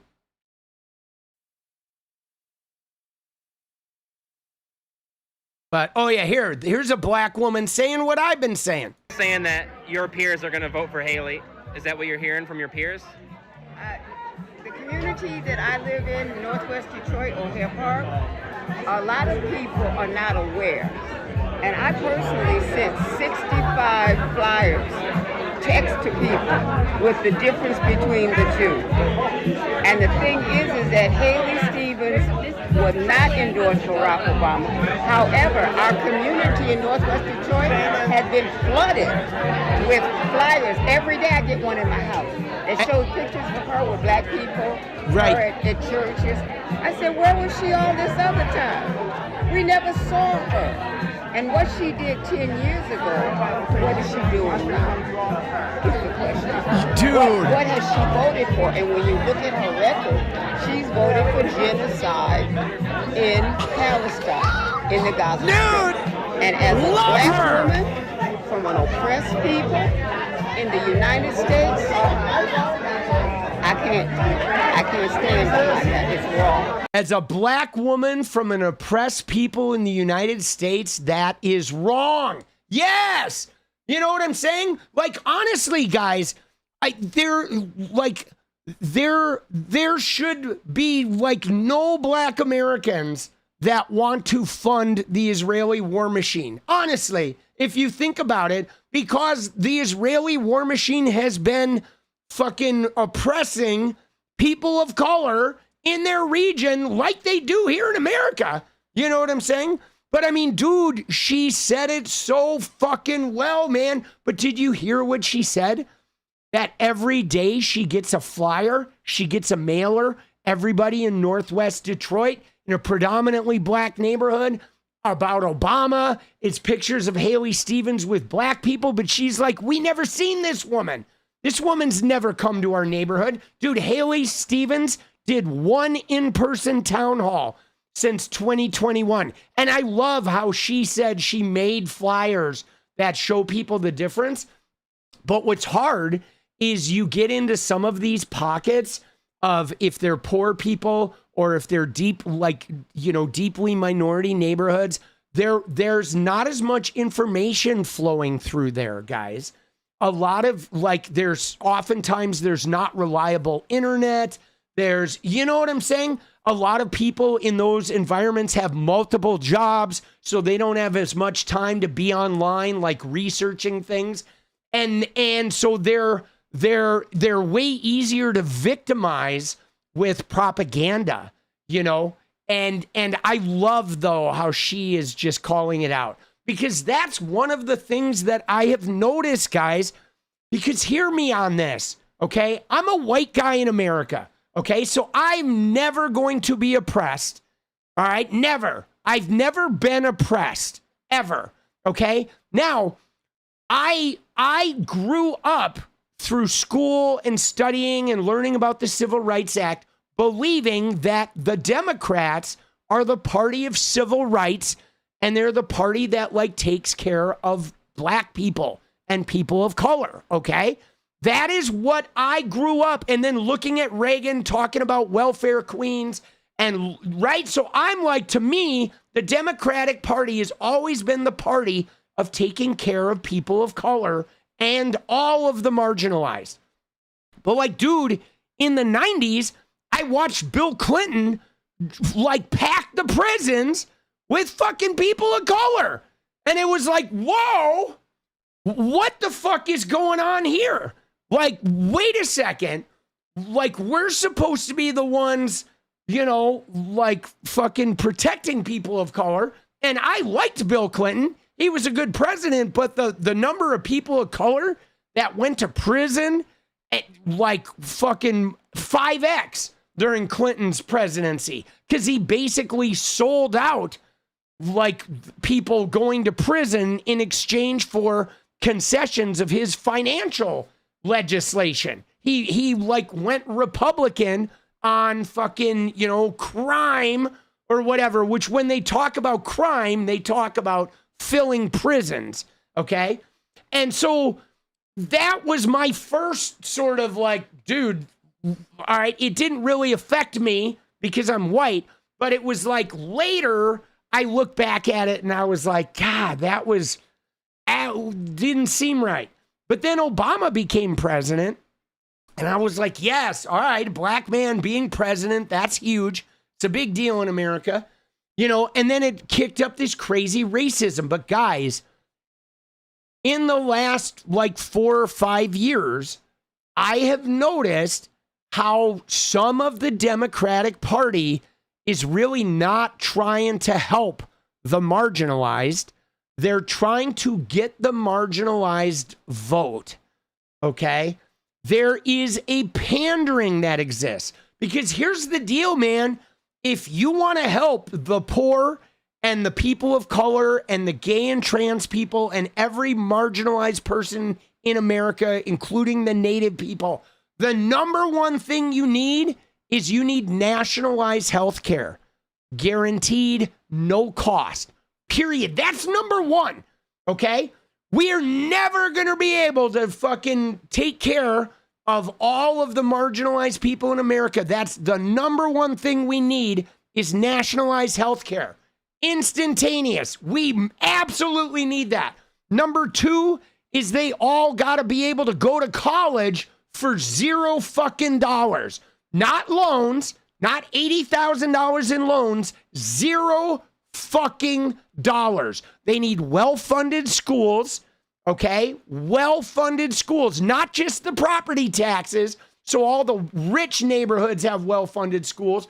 You need to take money from the rich neighborhoods and you need to put it into the poor neighborhoods. You need to fund those schools, right? And then they need to be able to go to college for $0 fucking dollars. $0 for healthcare, $0 fucking dollars for education, period. And then we need to stop putting people of color in jail at 2, 3, 5x the rate of white people. All right? And then we need to tax the shit out of the fucking wealthy. But those things need to happen. Okay? And anybody who's doing less than that is not really helping fucking marginalized people. You know what I'm saying? That is so we need, the Democratic Party really needs that shit. And yes, dude, I love what Johnny Cat says there. If you were ever incarcerated for selling marijuana, you should not only, here's what should happen. If you were incarcerated for selling marijuana, you should get your record expunged, you get out of jail, and you should get seed money to start your marijuana business as payback, right? You know what I'm saying? That's what you, honestly, give me a fucking break, dude. The people in prison for marijuana is bullshit. And they put all the black people in prison for marijuana. They did, dude. Let's be real. If you got caught with marijuana as a white guy, you probably got a real short sentence. If you were a black guy selling marijuana, you went to fucking penitentiary. And everybody fucking knows that, man. It was more bullshit. And then they legalized it, and all the white guys that didn't go to jail, who had been selling it for 20 years, are all fucking getting rich. Dude, such bullshit. Dude. Yeah, selling or possession, yes, true. Even possession, they're going to prison. You know, and yes, no, you're right. No, African American population are disenfranchised both through bullshit convictions for shit, right? Always getting the felony charge. I mean, that's just it. Even when a black young person steals something, which we've all done. Everybody I know has shoplifted at one point or stolen something from work or whatever. You know what I'm saying? We've all done it. But man, if a young black guy steals something, they slap him with the felony and then he can't fucking vote anymore for a felony, right? And instantaneous. And they always want to slap the black youth with felonies. Always, because then they can't vote again. You know? I mean, dude, it is such bullshit, bro. But did you hear what they did in Virginia? Virginia just gave voting rights back to 60,000 people or something. And Florida, they were supposed to do it too, but DeSantis fucked that shit up. right? But yeah, dude, it's fucking bullshit, bro. It is bullshit. But all right, let me find the freak out here.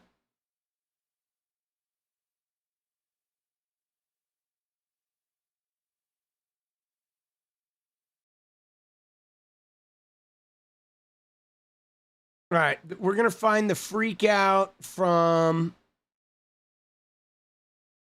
right? Dude, look at that. She goes and I was proud to work with Obama, right? That's the thing. This is the thing that I'm talking about, guys, is like I have seen it now in these cases. It was, yeah, no, I'll fucking just go to my page. I thought I'd find it, but it was, yeah, it was this. Okay, dude, right? But so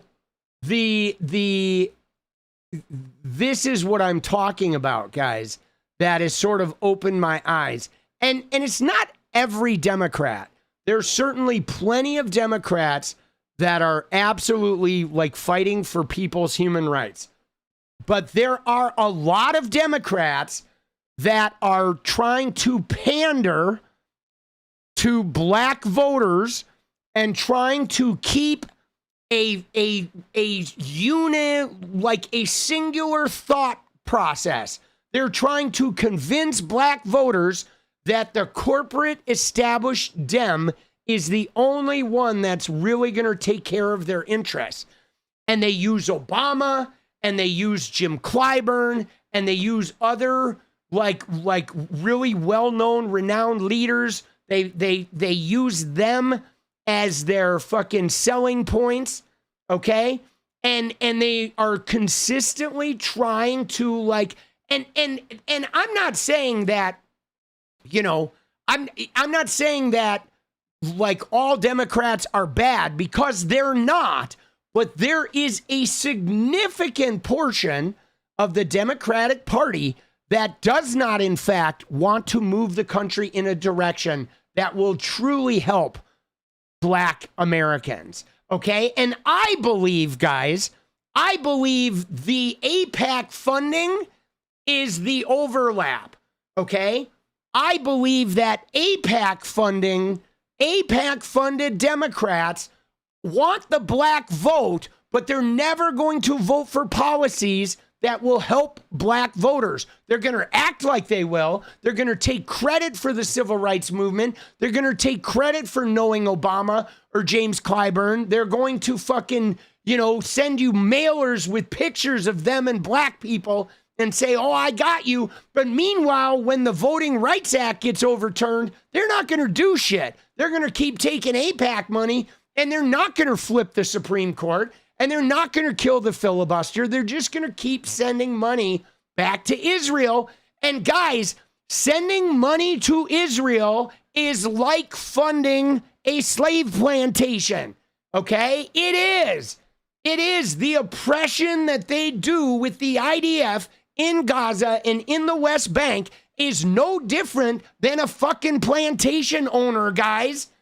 Every dollar we send to Israel is like funding plantation mentality in the fucking Middle East. And it's funding the police here that are packing the jails with people of color and poor people. I'm telling you, if you're feeding oppression, you are feeding oppression. There are no differences of oppression. ICE and the slave plantation and the IDF and a brutal police force that racially profiles, all of that is the same goddamn thing, guys.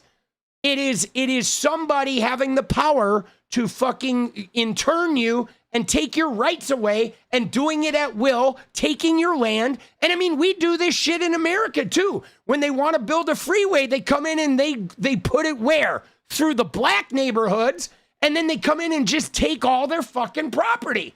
Okay? And then when they want to gentrify a neighborhood, they come in and they buy all the black businesses. So now the black residents don't want to go hang out at these new white-owned businesses. And then they fucking kill the neighborhood. And they do it over and over and over again. Data centers too. Yeah, they put the data centers in either the black neighborhoods or they put them in the fucking poor rural areas where there's also high fucking populations of minorities. They're never going to put a data center in a white fucking neighborhood, guys.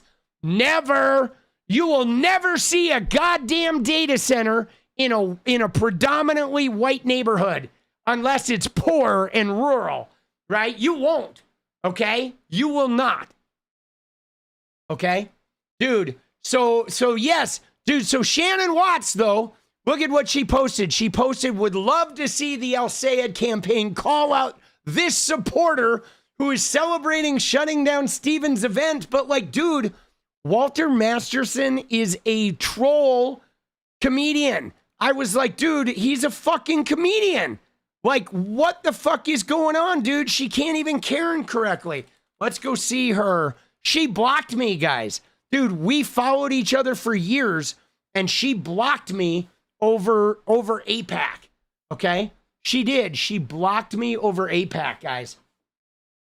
Yeah, Keeler, that's what I was saying in the poor white fucking neighborhoods. And you're right, though, what Orphan Maker is saying, it is about rich and poor, but the reason why it also includes people of color is because America intentionally tries to keep Hispanic and black people poor, okay? I don't know why they don't really do it to Asian people. To me, that's really weird. I don't know why the Asian people don't get the same pressure, but in America, the Asian people, there is still plenty of fucking racism towards Asian people too. But systemically, there's a lot of propaganda about them being good students and encouraging them to fucking go to universities and shit. But they don't put their boot on the fucking necks of the Asian people the same way they do Hispanic and black people. You know, it's like really weird, man. I've always wondered about that, why that is. And that doesn't mean though that they don't experience their own racism, because they do. And, you know, there's a huge history of it too with the internment camps and shit. But maybe it's because of that history of the internment camps that they get like a white supremacy pass, right? It's possible that it's attached to that, because I know that Israel's warring got a big pass, you know, because of, you know, the Holocaust and all that shit too. That even if Israel was aggressively violent and committing fucking mass murder, everyone would just like, well, you know, this horrible thing happened, so we're going to look the other way. And I think that now that's kind of changing. But dude, Shannon Watts, back to my thought about the rich and the poor, it is about rich and poor, but systemically, American society tries to keep black people poor, and it tries to keep Hispanic people poor. It is like part of our system to try and impoverish those groups. And it's been that way. Like, I mean, before it wasn't even impoverishing them, it was enslaving them, and then it was black coding them and convict leasing them, and then it was Jim Crowing them, and then it was redlining them and segregating them and denying them, you know, credit and then, you know, burning down their financial centers if they ever had them, and, you know, and fucking imprisoning them, and on and on and on and on and on, you know. Not just in America either. It's true, but I mean, I'm sure of that, but my focus is mostly on here. But so if you say poor in America, there's a high level of all the poor people anywhere you go in America will be non-white, okay? And if you go to the poorest neighborhoods in America, they're going to be mostly non-white. And if you go to the wealthiest neighborhoods in America, they're all going to be almost exclusively white. That is just how our system is designed, you know? It's messed up, man. But anyway, so Shannon Watts blocked me, okay? She fucking blocked me and all over this shit, okay? And, right?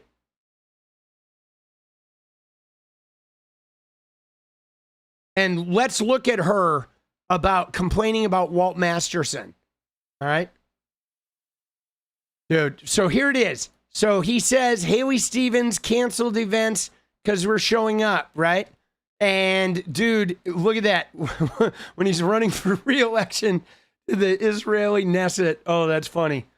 That's fucking funny, boss. All right. So anyway, right?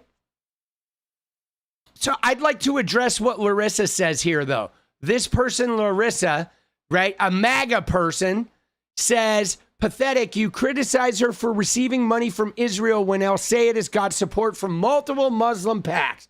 So here's the difference, though, for Larissa and these other MAGA and or Democrats who have this question.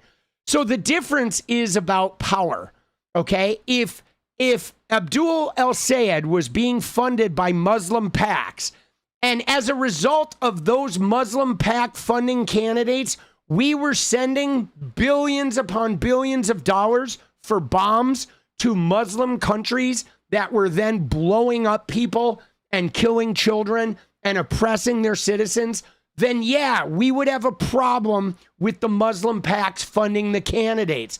Of course, right? I mean, if we were sending billions and billions and billions of dollars every year militarizing fucking Saudi Arabia, right? I mean, which we kind of are, except they're buying our weapons, so they're giving us money to militarize them.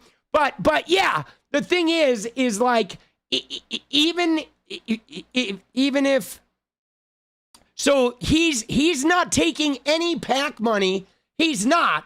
But there are PACs that are spending on his behalf, okay? That is happening. Like, he doesn't take any corporate PAC money, but there are some PACs that are, like, spending money to promote Abdul, okay? Outside groups that he's not associated with that are supporting him. But again, it is different because no one in Congress is giving those people money. Okay, the problem with AIPAC isn't that it's like Israel money, isn't that it's PAC money. I mean, it is. PAC money is a problem. It's the problem that AIPAC pays for people to get elected, and then the elected people send billions of dollars to fund war and death and oppression in the Middle East. You know? And so that's the problem, okay? If, like, you know what I'm saying? If Muslim PACs are spending on behalf of 𝗪𝗪𝗏, okay, they're spending on behalf of, like, stopping the bombs. You know what I'm saying? They're stopping the bombs that are fucking landing on their people. Right? That's what they're spending for. They're spending to stop being blown up, which I think is a noble goal. And yes, it is nowhere near what Stevens has spent. Not at all, dude.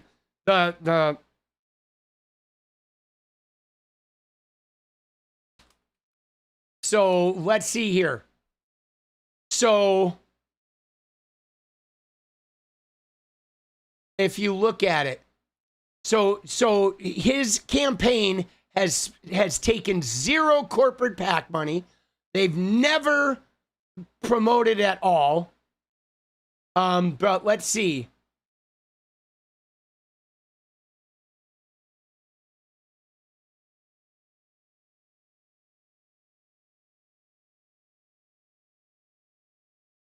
Let's see what we got here. So outside groups, okay, Abdul himself raised $12 million. Here it is. You ready? Let's look at this. Okay. So this is just, obviously we need to double check these figures, but I know they're looking pretty accurate. But so according to the FEC and media analyses, outside groups, those are the so-called Muslim PACs that Larissa person was referring to, spent $4.6 million on Abdul's campaign. Outside groups. That means that's not money that went to Abdul, but there are groups that are not related to him that are putting out information trying to get him elected.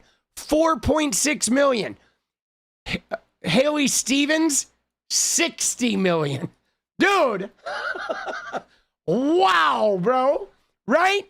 4.6, going against $60 million, right? And AIPAC, okay, AIPAC spent over fucking $30 million on Stevens. All right, 30 million. Stronger Michigan, 12 million for Stevens. Center for Democratic Priorities, 6 million for Stevens, okay? But so there was 4.6 million that got spent on him, and that is not all, and that's not all like Muslim PACs. I mean, there's not a lot of Muslim PACs, guys, okay? Just so you know, all right? And I don't, man, here's the deal, guys. Here's the thing that's freaky is if Muslim leaders are a problem, right? Think about it. If there's somebody out there who's afraid to have Muslim like reps in Congress, then you're also saying the Christians are dangerous too, right?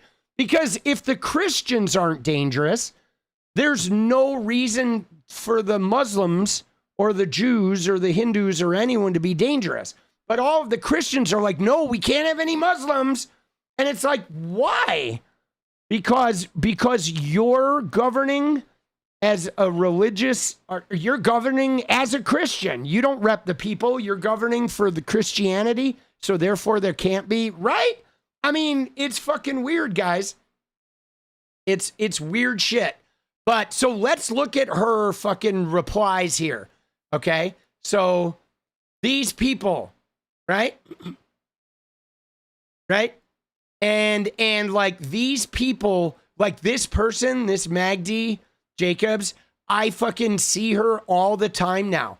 She is like super Zionist. Okay, Ethan, let's go. She is. Dude, she's crazy, but Shannon Watts blocked me. Okay? But they are again, they're the same people that were attacking, like they're attacking on behalf of Israel, but they won't say it. They won't say that they're attacking on behalf of Israel. Okay? But let me find her post. All right? Oh, dude, did she delete it?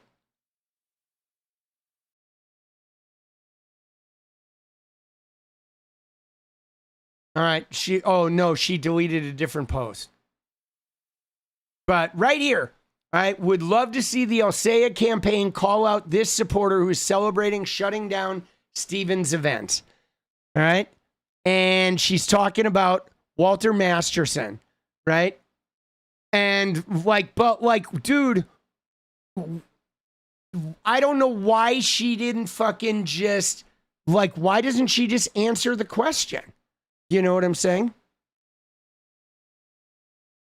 Everyone should be questioning it, right?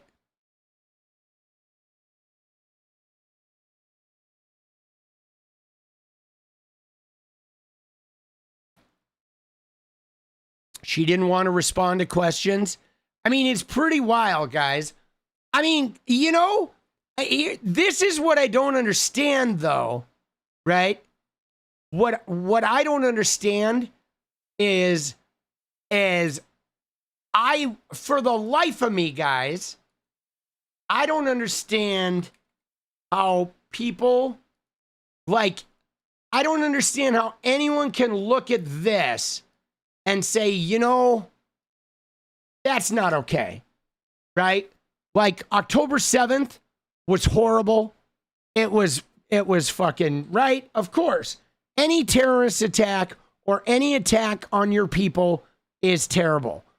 But you know, after the Oklahoma City bombing, right? I've said this before with fucking McVeigh. After McVeigh bombed Oklahoma City, that was horrible. A bunch of people died. It was terrifying. We didn't go to McVeigh's hometown and just blow up every fucking building in his town, right? That would have been overkill. After Sandy Hook, right? Adam, the guy who shot the kids in Sandy Hook, we didn't go to the community in Connecticut he lived in and just fucking decimate it with missiles and shit and leave not one building fucking occupiable afterwards. Right? You know what I'm saying? So that's what I'm talking about is like this shit is like way overkill. This is obviously an intention to leave nothing fucking standing, to kill and rid of everything, get rid of all the infrastructure, make it so this place is uninhabitable. And then at the end of it, they're not going to give this land back to the Palestinians. They're going to take it. They're going to take it. They made this uninhabitable. They starved them. They've bled them out. And now they're going to take all this shit. They're not going to rebuild it and put Palestinians back in their homes.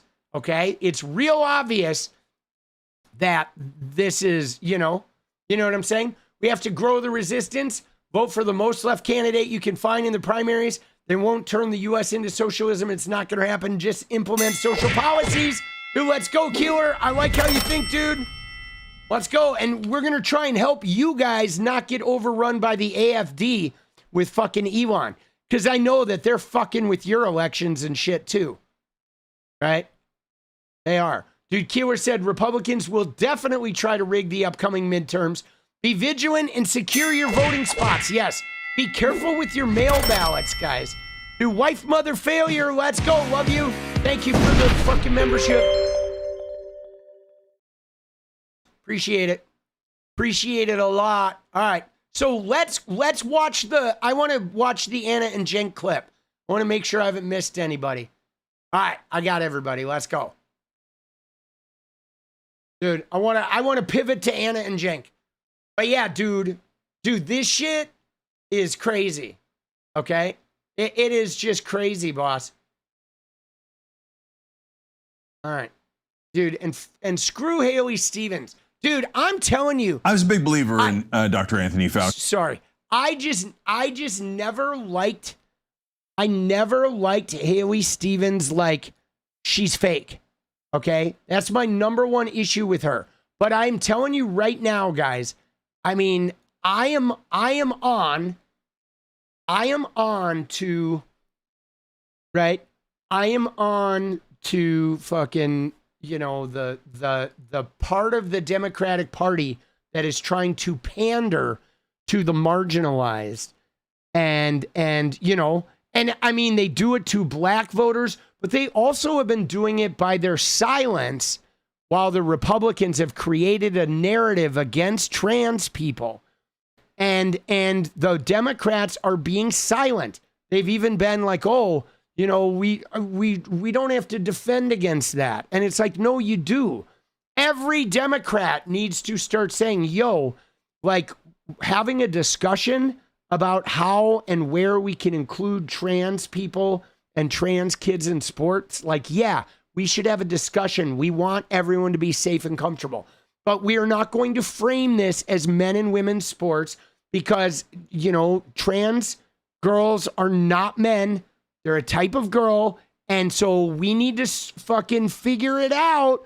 But like just saying it's biological men and women's sport and portraying all trans girls as predators. No, the real predators against women and girls are cisgendered men, often siblings, fathers, stepfathers, preachers, police officers, teachers, right? Got presidents hanging out with Jeffrey Epstein, right? It's like, you want to have discussions about transgender kids and testosterone levels and right? But they don't want to have those discussions though, because they don't want trans kids to be able to transition before puberty. They want to force transgender kids to go through whatever puberty that their body goes through. They don't want them to transition. But we should fucking force real conversations and address that and not let them just run this fucking narrative. Okay? And dude, I'm seeing the Dem party is not being vocal about controlling those narratives. They weren't vocal about the abortion narrative. They didn't codify the abortion rights. They weren't vocal about the VRA narrative. And now the Voting Rights Act is gone. And now black people's representation in the South is going to be gone. And I mean, they haven't been vocal in attacking this shit. And they've been pandering for votes and trying to instead convince black people that DSA platforms are going to be bad for them. And I'm not saying all DSA people are perfect, because they're not. There's good and bad candidates all over. But certainly the DSA platform is far better for the marginalized and people of color than the current Democratic Party platform. By a long shot, okay? By a fucking long shot, okay? It is. You know, it is. Now, that doesn't mean the DSA is the end-all, be-all. And certainly they don't have a lot of experience. And I don't know that their leadership, they're just figuring shit out as they go. But what I will say, though, is the pure policy positions about reforming and fucking getting rid of the toxic prison system and reforming policing and healthcare and fucking, you know, like free access to education and taxing the wealthy. And like that shit is absolutely necessary. Without those things, people of color will never have freedom in this world. They won't. You know what I'm saying? They won't. Like the path to true freedom is healthcare and education and investment. Okay? That is the path to freedom. It is not, freedom is not a cell phone and a liquor store and a fucking, you know, a really nice car. That is not freedom. Freedom is healthcare, is an education and investment in your fucking community. You know what I'm saying? Thanks for noticing you. All right, let's go. Oh, you're talking about Natalie? Because, oh, I get it. She noticed you because you're a DSA hater. Dude, I'm not a DSA hater. Not, dude. I think the DSA is really important, guys. It's really important. It's like it is the energy we need to break the corporate fuckery that we've all been suffering under. All right, but we're gonna watch this clip, and then we got a dance party, and then I gotta go. You know. All right, here we go. Fauci, and now I'm beginning to wonder. I don't think it means that everything. Oh my God, dude, look at this. And here, guys, speaking of transformations, okay, in the quest for Anna and Cenk to slide to the right, okay, to slide into that Candace Owens, Tucker Carlson nonsense, that fucking, which is, let's be real honest here, okay? Yes, the DSA is helping pull the Overton window. So these guys are trying to pull the Overton window, okay? Because Cenk Uygur was a Republican. He was just mad at George Bush for going to war, okay? And specifically in the Middle East, okay? So Cenk Uygur went into progressive left-wing politics, but he was never a left-wing progressive. He was a Republican, okay? He was a fucking Republican. And now he's becoming a Republican again, but he is trying to pull the left-wing people that believed in him over back to his new Republicanism, which he is calling populism, but it is Republican. It is misogynist, okay? He is misogynist. Just because Anna Kasparian, there's one woman that he's not misogynist with or whatever, he still is. She is like his partner or whatever, but he is misogynist, right? He is fucking, you know, fucking corporate money hound, will take money from everyone. You know what I'm saying? And he is conservative. He does not believe in real fucking social change and shit. He does not, guys. Okay? He absolutely does not believe in real social change. Okay? He does not. That is not his vibe at all, dude. Dude, that's why as soon as, like, you know, gay and trans rights started having a lot of power, dude, he, like, opted out. All right, but anyway, here we go. I was a big believer in Dr. Anthony Fauci, and now I'm beginning to wonder. All right, so anyway, before I go, I'm going to let it play now. but it is that. I was a firm believer, but now I'm beginning to wonder because now I've got to move. I got to move over to Tucker and Candace, and I can't do it by supporting Fauci. So now, I've got a lot of questions about Fauci. So I'm not going to completely say the pandemic was fake, but I'm going to I'm going to fucking dip my toe into all of the Tucker, Candace, right-wing shit.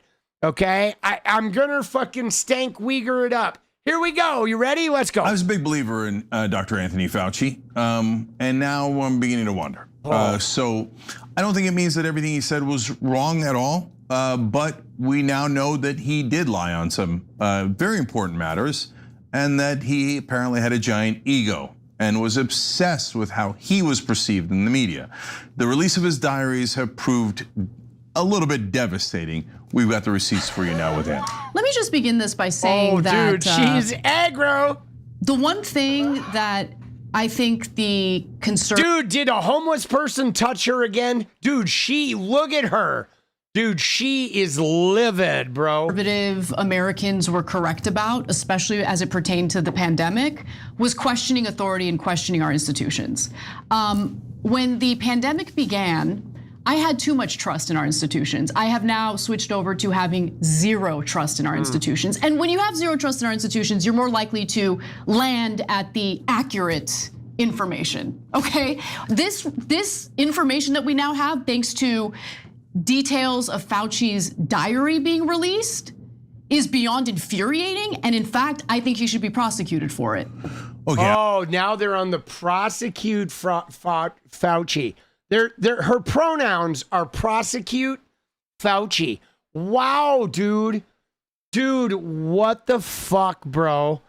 Now, here's the deal, guys. Fauci didn't do anything crazier than anybody else worldwide, okay? Nobody knew what the fuck to do, man. Nobody knew if that was going to be something that was going to ravage and kill like half the fucking population. People were scared. They overcompensated. They made decisions and right. But I mean, what the fuck, bro? Like, who? You know what I'm saying? And I mean, dude, yeah. And Trump was fucking in there, and they were, they had deleted their fucking pandemic response team. I mean, I don't know, dude. They're just being weird, dude. Now that she thinks he should be in jail. I mean, dude, this guy was doing, I think, the best he could. Right? You know what I'm saying? I mean, come on, man. Nobody knew what the fuck they were doing. Right? They were doing it, and then he was fighting with Trump, and I don't know. I don't know that I'd go that far, but I will tell you this. So we're going to give you the details, but as you go through this, keep in mind, and there's one important detail I really want to highlight here, the difference between scientists and the government. Fauci here was acting more in the role of the government rather than the scientists. In fact, he buried scientific findings. What it actually makes me the angriest about what Fauci did is how he accidentally, I guess, smeared scientists. Prosecuted, Cenk, prosecuted. Let me just explain something. When we talk about gain of function research, when scientists in these biolabs that are sprinkled across the globe that we fund, what do you think we are funding that research for? Do you think we're funding gain of function research because we want to make sure we keep the global population safe from viruses?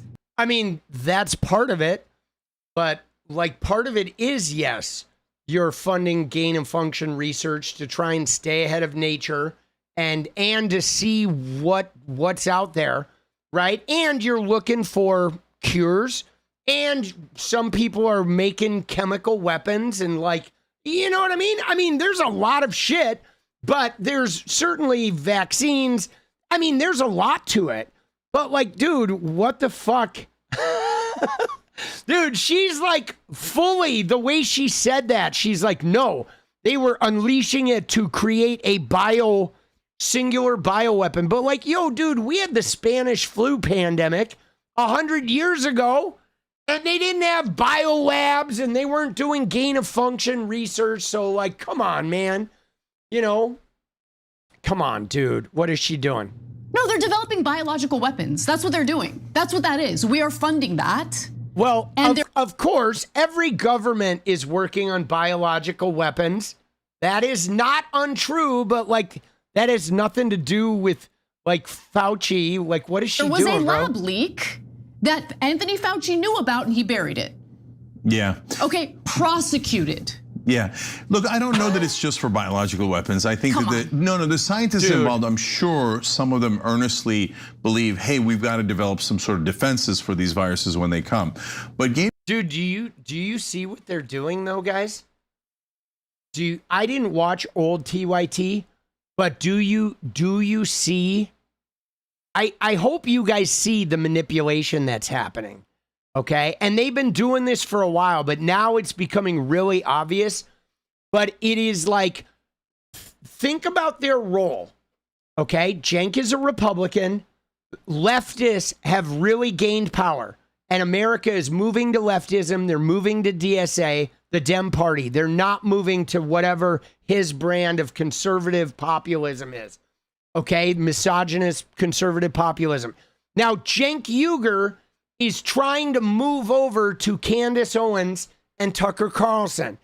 And he's trying to gain some of their audience while pulling whatever left-wing audience he has. He's trying to move that window over to the right in order to glom on to Tucker and MTG and Candace and all them. Okay? Because they're like the big, like trying to get the keys to the MAGA cult. But they're like good cop, bad copping it. Okay, where Cenk Uygur is being the skeptic. Well, it's not just biological weapons, and Anna's coming in real severe. Put him in jail, put him in jail. So Anna's appealing to the extremists, and Cenk is playing the like, oh, no. Well, it's not exactly that, but he's not questioning her. He's not really arguing with her. He's letting her advance that point, and then he's trying to walk it back in just a slightly gentle way where her point stands. But he's like, right? Dude, they're like good cop, bad copping, trying to just move. It's like right-wing cop, centrist cop, trying to pull the leftist window over to the right, dude. Dude, what fucking douchebags these guys are. Jesus. Gain of function research is very dangerous and very questionable. So let's give you the facts on what happened, and then we'll discuss more. So this is all due to Senator Rand Paul publishing 1,100 pages from Dr. Fauci's diary, which let's just pause, diary? Okay, you're a grown man. Okay, you got a diary where you incriminated yourself, but fantastic. So no, dude, you see that? There you go. Their diary. Oh, a man having a diary, right? You see that though? A man having a diary. There you go. There's the MAGA. Oh, dude, is that 𝗙𝗪𝗏 or is that Dana White? Oh, men can't have a diary, dude. I've got 100 notebooks on a shelf of fucking diaries, dude. I was an artist. Artists keep diaries. Scientists keep diaries. People that like to like process their shit on paper and get shit out and look at it and get some separation from their thoughts. Like, come on, man. Dude, what a fucking idiot she is, dude. And I bet she'll simultaneously would yell at people, oh, young people are on their phones too much. But if you're a man, don't keep a fucking diary. Dude, you got to write a psychotic manifesto. Dude, I'm really fucking think 𝗙𝗪𝗏 is an asshole. Yes, we should all be journaling. Dude, 𝗙𝗪𝗏 is an asshole. She is. She is just like beginning to end an asshole. But just real quick on that, if you're wondering why do we even care about his diary? Why are we concerned?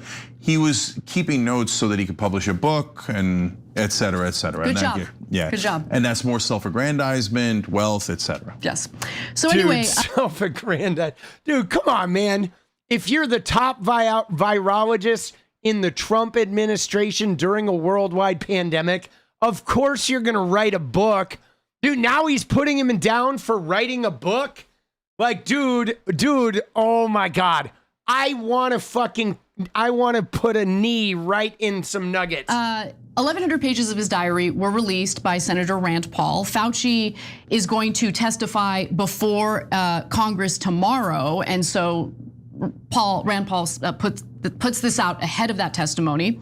Fauci was the former director of the National Institute of Allergy and Infectious Diseases, and the pages basically cover his thoughts and what was happening internally from December of 2019, so at the very beginning of the virus, COVID-19 pandemic, through his retirement 3 years later in December of 2022. Now, one of the most damning revelations, if you ask me, had to do with the origins of the virus. The prevailing theory that we heard over and over again was that COVID developed naturally in animals before making the jump to humans through a Chinese wet market. We all remember that. Well, that was a lie, and Fauci knew it. So on February 1st, 2020, his diary records a meeting with a dozen prominent virologists in which only 2 were willing to credit the natural origins theory. The rest suspected the virus might have been created artificially, not least because a leading scientist in Wuhan, 𝗙ihe, was known to engage in the sort of gain-of-function research that could produce such a result. So Cenk, let's just pause for a second. If this is the type of virus that would not develop naturally, why would you want humans to artificially create it? I mean, unless you're looking to create biological weapons. Yeah, so 2 things. Or unless you're looking to fucking be able to get ahead of like viruses in the future. Like, dude, again, she's playing the whole biological weapons, but even that, like, what is that? So some scientists had a theory that this guy created it. But I mean, at the end of the day, whether the virus was created by a guy in a lab or whether it happened naturally, does any of that matter? You know what I mean? Like, sure, after the fact, you can fucking go and like modify the way you create shit and be more aware, but like, really, does it matter? No, what matters is 7 million people died, and thankfully, because of the gain of function research and the knowledge they had and all of the fucking stuff with mRNA vaccines, thankfully they were able to create a functional vaccine. Which is like, imagine if they had done no gain of function research and had done no mRNA research, and then that thing happened naturally, we'd all be fucking dead. Like, you should be goddamn thankful they were creating this shit, because that's the only reason we had a workable vaccine. And the vaccine absolutely saved lives. I mean, people that died from this were way more people who were not vaccinated. They got way sicker. So, like, this whole thing is stupid. Dude, she has lost the plot. She is literally, you know what I'm saying? She is literally fucking, like, buying into this right-wing narrative. We're going to watch, like, 2 more minutes, and then I'm going to go dance, okay? You know what I'm saying? But again, I just, they're like, I will say this, okay? You ready? In the course of advancing technology, you create shit that's harmful sometimes. I think all you can really do is learn from your mistakes, right? You know what I'm saying? You know what I'm saying? It was gain of function to the extent was not necessarily, oh, for sure. Of course, I'm not saying it was necessary to do that, but like, guys, we're going to have other pandemics.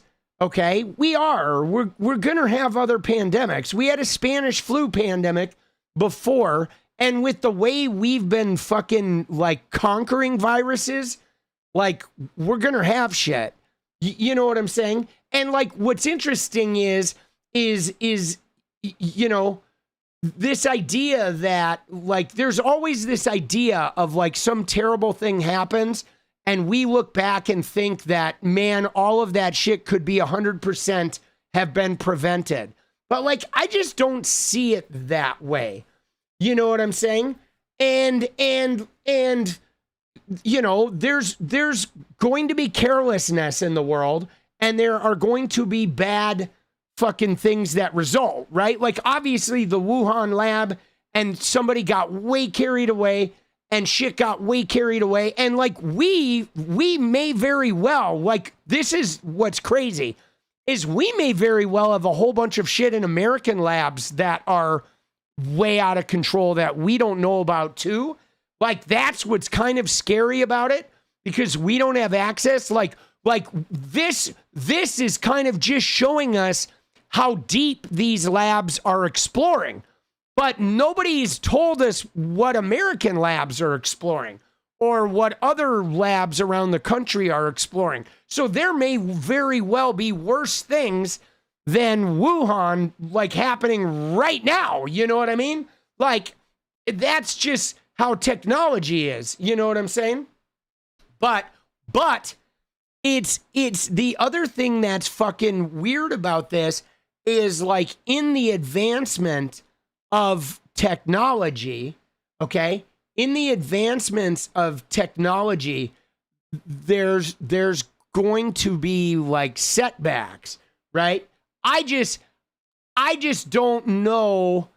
I mean, I don't know what the point of this Fauci shit is, because I realize we have a whole bunch of PTSD from the pandemic, but like the pandemic was real. And I don't really care if it came from a Wuhan lab or if it came from natural causes. I mean, I would like to learn if we know that it came from the Wuhan lab and we know that it came from gain of function research. I would like to learn from that so we try not to have that happen again, right? That would be good for sure. And then maybe we start demanding some type of international limits on this, or some type of like shared moderation of each other's technology and shit. You know what I'm saying? You know what I mean? Like, you know, and you don't care, but you would like to know. Well, because the thing about it is like the point being is that like we're always going through this, okay? We're always going through this, right? Like, you know, there's a whole bunch of shit. Like while right now we're all being exposed to 5G internet, and it's this amazing, great thing. But that's not to say that 10 years from now, we are going to discover a really negative impact from 5G internet, the same way that there was negative impact from asbestos. And like, right, we had lead pipes that were great until we discovered, oh, it's causing serial killers, right? And it's making people lead dumb, right? Then we had asbestos until like, oh, it's causing people cancer. But my point being is you want to temper technology with like, you know, like the fact that asbestos ended up being really harmful. We don't have to chase the guy who discovered asbestos or did the initial research. We don't have to go like cut his head off because asbestos turned out to be cancer causing. You know, I mean, that's my thing is like, I don't understand why like attacking Fauci isn't going to solve the virology problem that is still going on worldwide, where everybody is pushing the limit. And I think what's more important to me now, guys, is data centers, okay? Because we're moving into this AI thing, that AI has the potential to be like gain of function research, and everybody's pushing all their money into AI, but we're not thinking about how is this really affecting us? And obviously the people that were doing the gain of function in Wuhan were not thinking about how dangerous is this and what could happen if this shit slips out, right? And so that's why I think we do need more international coalitions of like sharing and monitoring what people are doing. But here's the problem, okay? Here's the problem, guys, is we're America right now. We're fucking bombing Iran under false pretenses for Israel, and we're deciding who gets nuclear weapons. So who the fuck's gonna want to work with us and believe that like we're gonna monitor somebody's fucking virology work without us like just taking it and maybe using it against them because we're such fucking bastards, right? And we've demonized China and China's demonizing us. And yeah, measles are back because RFK Jr. wants to eat raw milk and shit.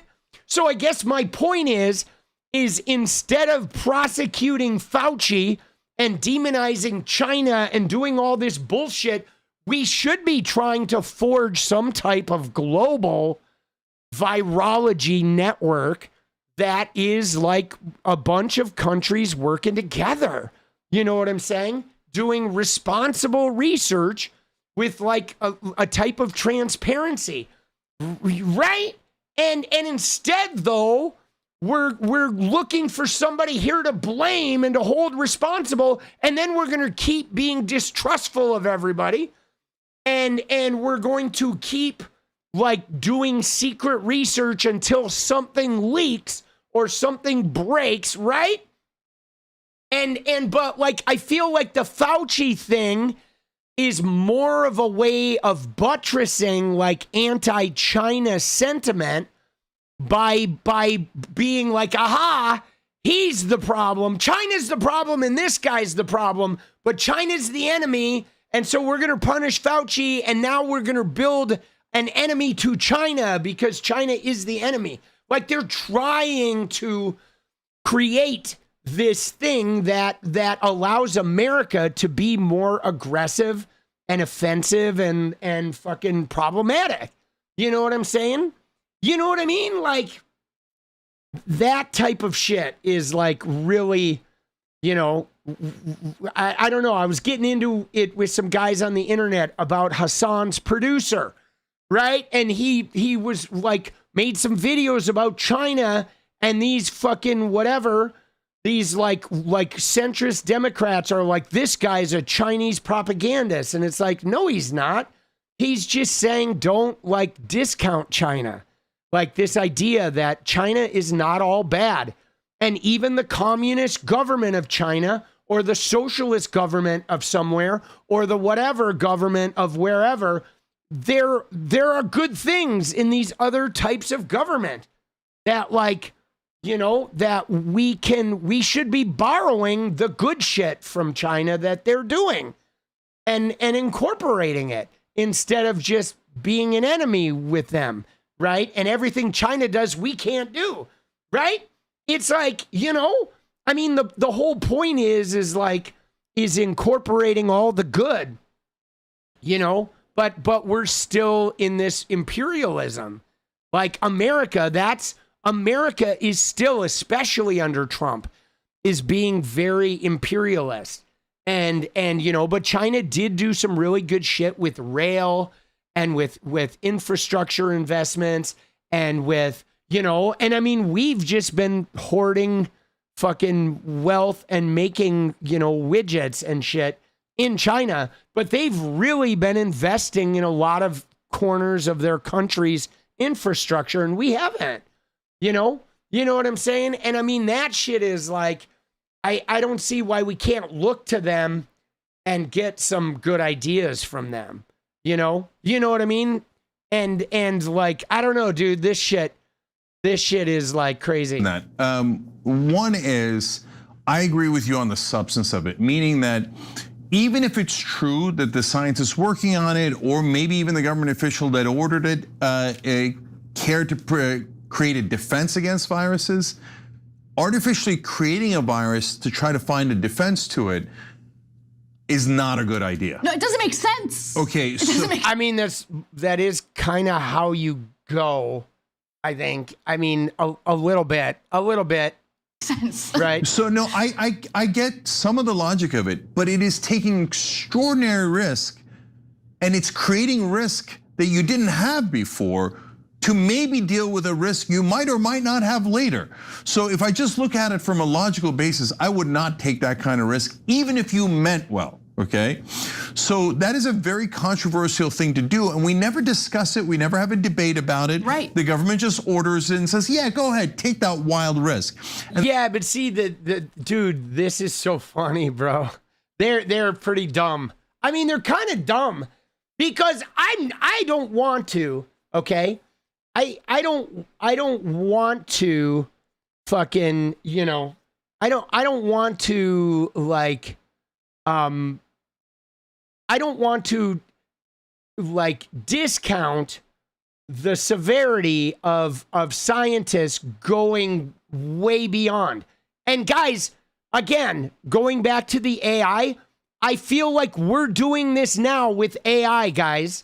Okay? Whereas in China, in Wuhan, whatever, they're doing gain of function. They created something, this shit got out, and it had all these negative repercussions. But I'm telling you right now, the AI that OpenAI and Elon Musk and these motherfuckers are fucking around with, they're doing the same shit, guys, except it's not going to create a virus that we can make a vaccine for. It's going to take over all our computers and our networks and our power grids and like shit like that, or start firing missiles. I mean, everybody in science or tech wants to like create the ultimate creation, and so they do go like, you know, you go out there. You go deeply out there. There is a risk for it. But the thing that bothers me is, and I'm done watching these guys, but the thing that bothers me is A, we are creating a world where we're being enemies with people more than we are being friends. Okay, so we're no longer sharing information because we're returning to this aggressive imperialist mind. Yours, no, we're hiding, we're lying. Trump is lying all the time. China is lying. All the leaders are lying to each other, right? There's no transparency. That's a problem. But I would rather be learning from the mistake. But now if a scientist in Wuhan got way out of bounds and created something really destructive, well, why are we now having a bunch of tech nerds creating these AI hacking fucking like, you know, LLMs or whatever, right? AI hacking agents that could potentially get out and become like a digital virus that could really fuck up the planet. You know what I'm saying? Because everybody's got, you know, electronic systems and shit. This is what I'm talking about. Like, we're not learning, okay? Look at this. We make this big deal about the mistakes made in Wuhan in the pandemic, and then they're trying to put a data center in every backyard. That's, hello? If you don't see the connection between the virus unleashed by gain of function research and the virus, the digital virus that could be unleashed by 10 million data centers and AI rogue hacking agents, you're a fucking idiot. You know? Like that's what bothers me is we shouldn't be arguing with Fauci and putting him in jail. We should be learning from the Fauci mistake and applying that to AI tech and virus tech and other tech that we're doing, which is like, let's not get ahead of ourselves and create something that can kill us all. You know what I mean? But, dude. But again, the other thing, you ready? I don't think Anna and Cenk read all 1,200 pages of Fauci's diary. Okay? And now I think if we read all 1,200 pages, you might see an arc in there. You might see some discovery, right? This pulling excerpts, like they pulled like, oh, a bunch of scientists in this room thought, no, this was man-made, and it got out. Well, all right, that diary is like 3 years There's a lot of entries in there. And so I think the whole diary probably has a wider picture of everything. And certainly there are times where, in order to not create public hysteria, you might lie. Or like, you know, I mean, you know, you can't always be truthful. There are some times where people are going to lie, and they might be necessary lies, right? I mean, and certainly there are probably ways where this guy like royally fucked up and he's just trying to save his own career. I don't know. I just know that the pandemic was like, you know, those things are going to happen. You know, the pandemic are definitely like, it's not going to be the last one. And so I would like to learn from this. How did they come by the diary? I don't know. I have not really researched this, guys, because for me, like, you know, I don't obsess about this shit. I don't know whether it's good or bad. I accept the ultimate fatality of the earth, like the way we're going. I think humans are going to off themselves. You know what I'm saying? They are like, we're doing like technological shit. It's like, my analogy is like sports medicine. If you guys pay attention to sports. So if you look at the NFL right now, you look at an NFL lineman, okay? These guys are so big and so heavy and so limber and so quick and flexible that they have scientifically created like athletic performance that is too much for their body to handle. So they are getting all manner of knee injuries and hip injuries, right? They're literally, same with pitchers. These guys used to be able to pitch 25 years. Now they can pitch like 5 because we are technologically doing shit that is outperforming what the human body is supposed to do. And we're doing it with tech, and we're doing it with the planet. We are going so advanced that we're self-destructing because we are putting stresses and strains on things that, you know what I'm saying? That are fucking like beyond, right? We're just going beyond. It's a shit show. It is indeed, Shelly. You know, it is. It is a fucking shit show. I want to make sure I haven't missed anyone. You know? And so I think that shit is risky. Yeah, Shelly, from earlier, you said warp speed. I didn't ding it. And killer I got. All right, good. But so it's always dangerous. So Bradshaw said Fauci's pandemic diaries were retrieved from government servers by HHS and provided to Republican lawmakers. But guys, look at that, though. I mean, what is that? His diaries were retrieved from government servers and provided to Republican lawmakers. So are those diaries even accurate? Right? I mean, is that shit even the real diary? Only Republican lawmakers?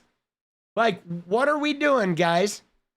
I mean, come on. I mean, the guy who brought measles back has collected the diaries. Oh, shit. Are Oregon wildfires this time of year really abnormal?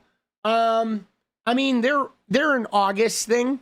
They might be a little early, but while August wildfires are pretty normal.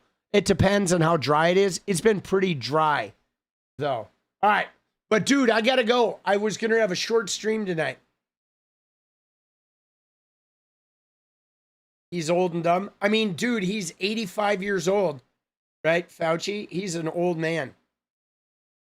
I know, he did plead the fifth 111 times. But that's not uncommon, guys. Okay? I mean, I think Fauci just realizes he has a pardon. He fucked up. And so he's just not going to say anything. Okay? Because he's not going to give them the pleasure of trying to create something and put him in jail. He's 85 years old, and like, he's going to just stay mute and fucking move on with his life. And like, guys, I think the pandemic was horrible, but I think we did pretty good, actually. Like, all things considered, they got a fucking vaccine really quick. We got the country open, you know what I'm saying? Like, pretty reasonably, like, maybe even too early. If I had it to do, I think I would have kept it shut down a little bit. I mean, we're still dealing with COVID, guys, and there's still people dealing with long COVID, you know?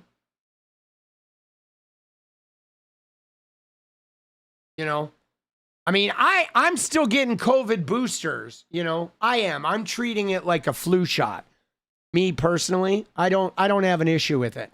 I don't know. I don't have an issue. Even with fucking, Trump mishandled it and shit, and it was really scary and cost a lot of lives, but whatever, dude. I wish we would deal with the PTSD from it. That's the thing that's really hard is I do see you have long COVID. That sucks. I do see like the entire world having a group PTSD from the pandemic to where they're like obsessed with Fauci. They're conspiracy theorying. There's still a significant number of Americans who think that the Democrats invented this thing, Fauci, with the Chinese to release it just so Trump wouldn't win.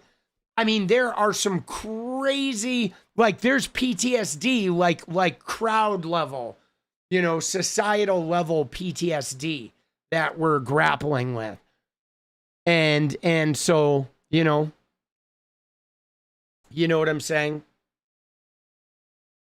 Right? So, I don't know. I'd rather deal with the PTSD than go witch hunting the doctor in Wuhan or Fauci or the investors in viral research.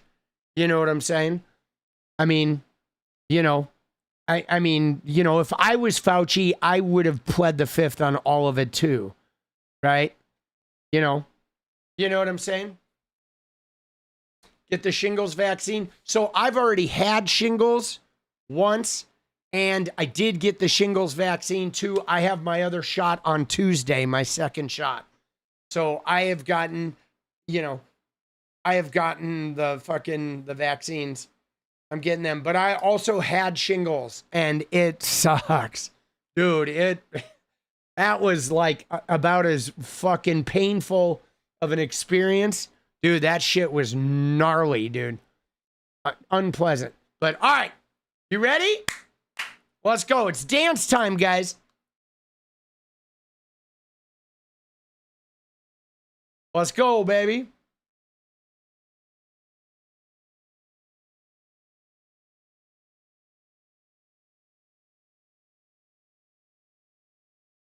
Yeah, dude, if I was him, I wouldn't say shit. Dude, I wouldn't say shit to any fucking Trump people, bro.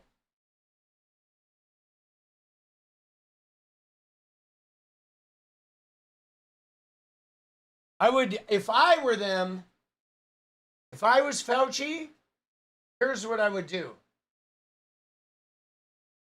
I would say, we did the best with the knowledge we had available at the time, and the leader of your party is an Epstein pedophile, and so I will not be responding further because I will not subject myself to answering the questions of agents of an Epstein pedophile. I would give that answer for every fucking question, right? There you go. I'm sorry. I will be taking the fifth, and I would like to remind you that the leader of your party is, in fact, an Epstein pedophile, and I will not be responding to agents of an Epstein pedophile. Thank you very much. Let's go!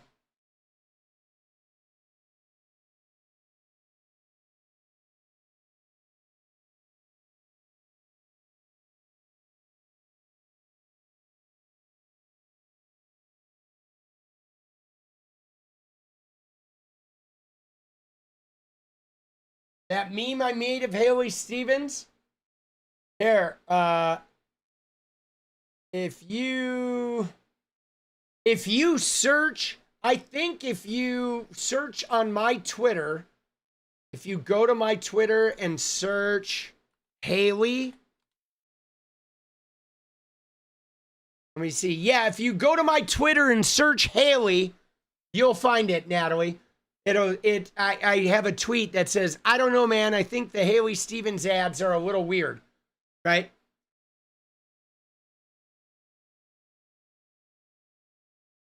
Yeah, so go to my Twitter and do the little search on my page for 𝗙𝗧 and you'll find it.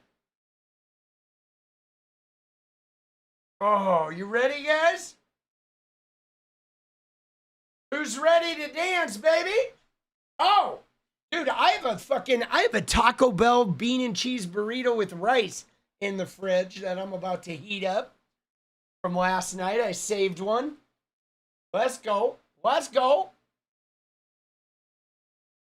You got it? Let's go. Let's go. Thank you, Natalie. Thank you, guys. Dude, thank you, Keeler, for all those gifted memberships. Thanks to everybody who donated tonight. We're fucking keeping it above, keeping our heads above water. All right, let's go, baby. Oh, it's time for a little deja motherfucking move. Oh, here we go. Let's get it.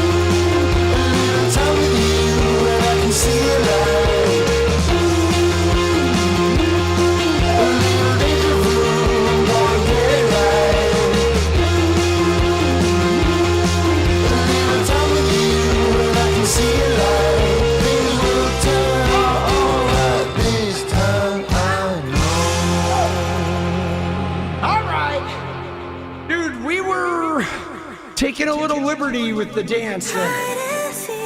Oops, yikes. All right, that one was kind of all over the map. Oh. All right. Dude, that was a little bit of a longer stream tonight. Oh no, I guess we started late, didn't we?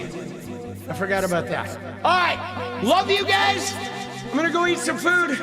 I'm gonna go make some videos, try to get ahead on the videos. I've been making them a little slower than I want to, but I will get it. I'll see you guys tomorrow night. Have a good Sunday. Love you bigly. And in the meantime, you know what we do around here, don't you? There's one thing we always like to do. One thing we always like to remember is that in these trying times, with all of this bullshit, Donald Trump crazy Epstein class nonsense, the warring, we gotta stay radiant. Good night.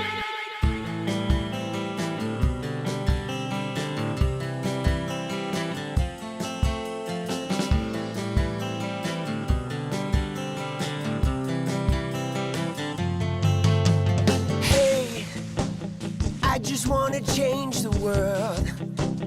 I just want the perfect girl. I don't wanna hang around, I'd rather be found. It gets better, I wonder, my pleasure together. Everyone's waiting, anticipating.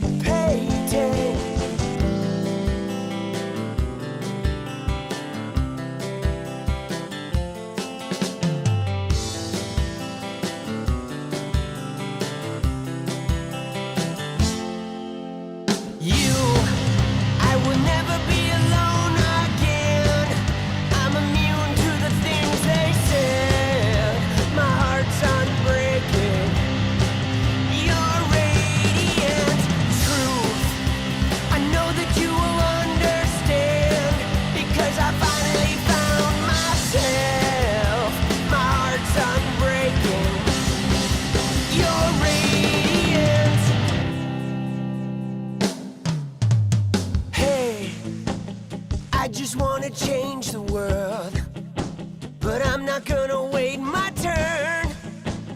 I don't ever want to come down, I'd rather be found. It gets better, I wonder, my pleasure together. Everyone's waiting, anticipating.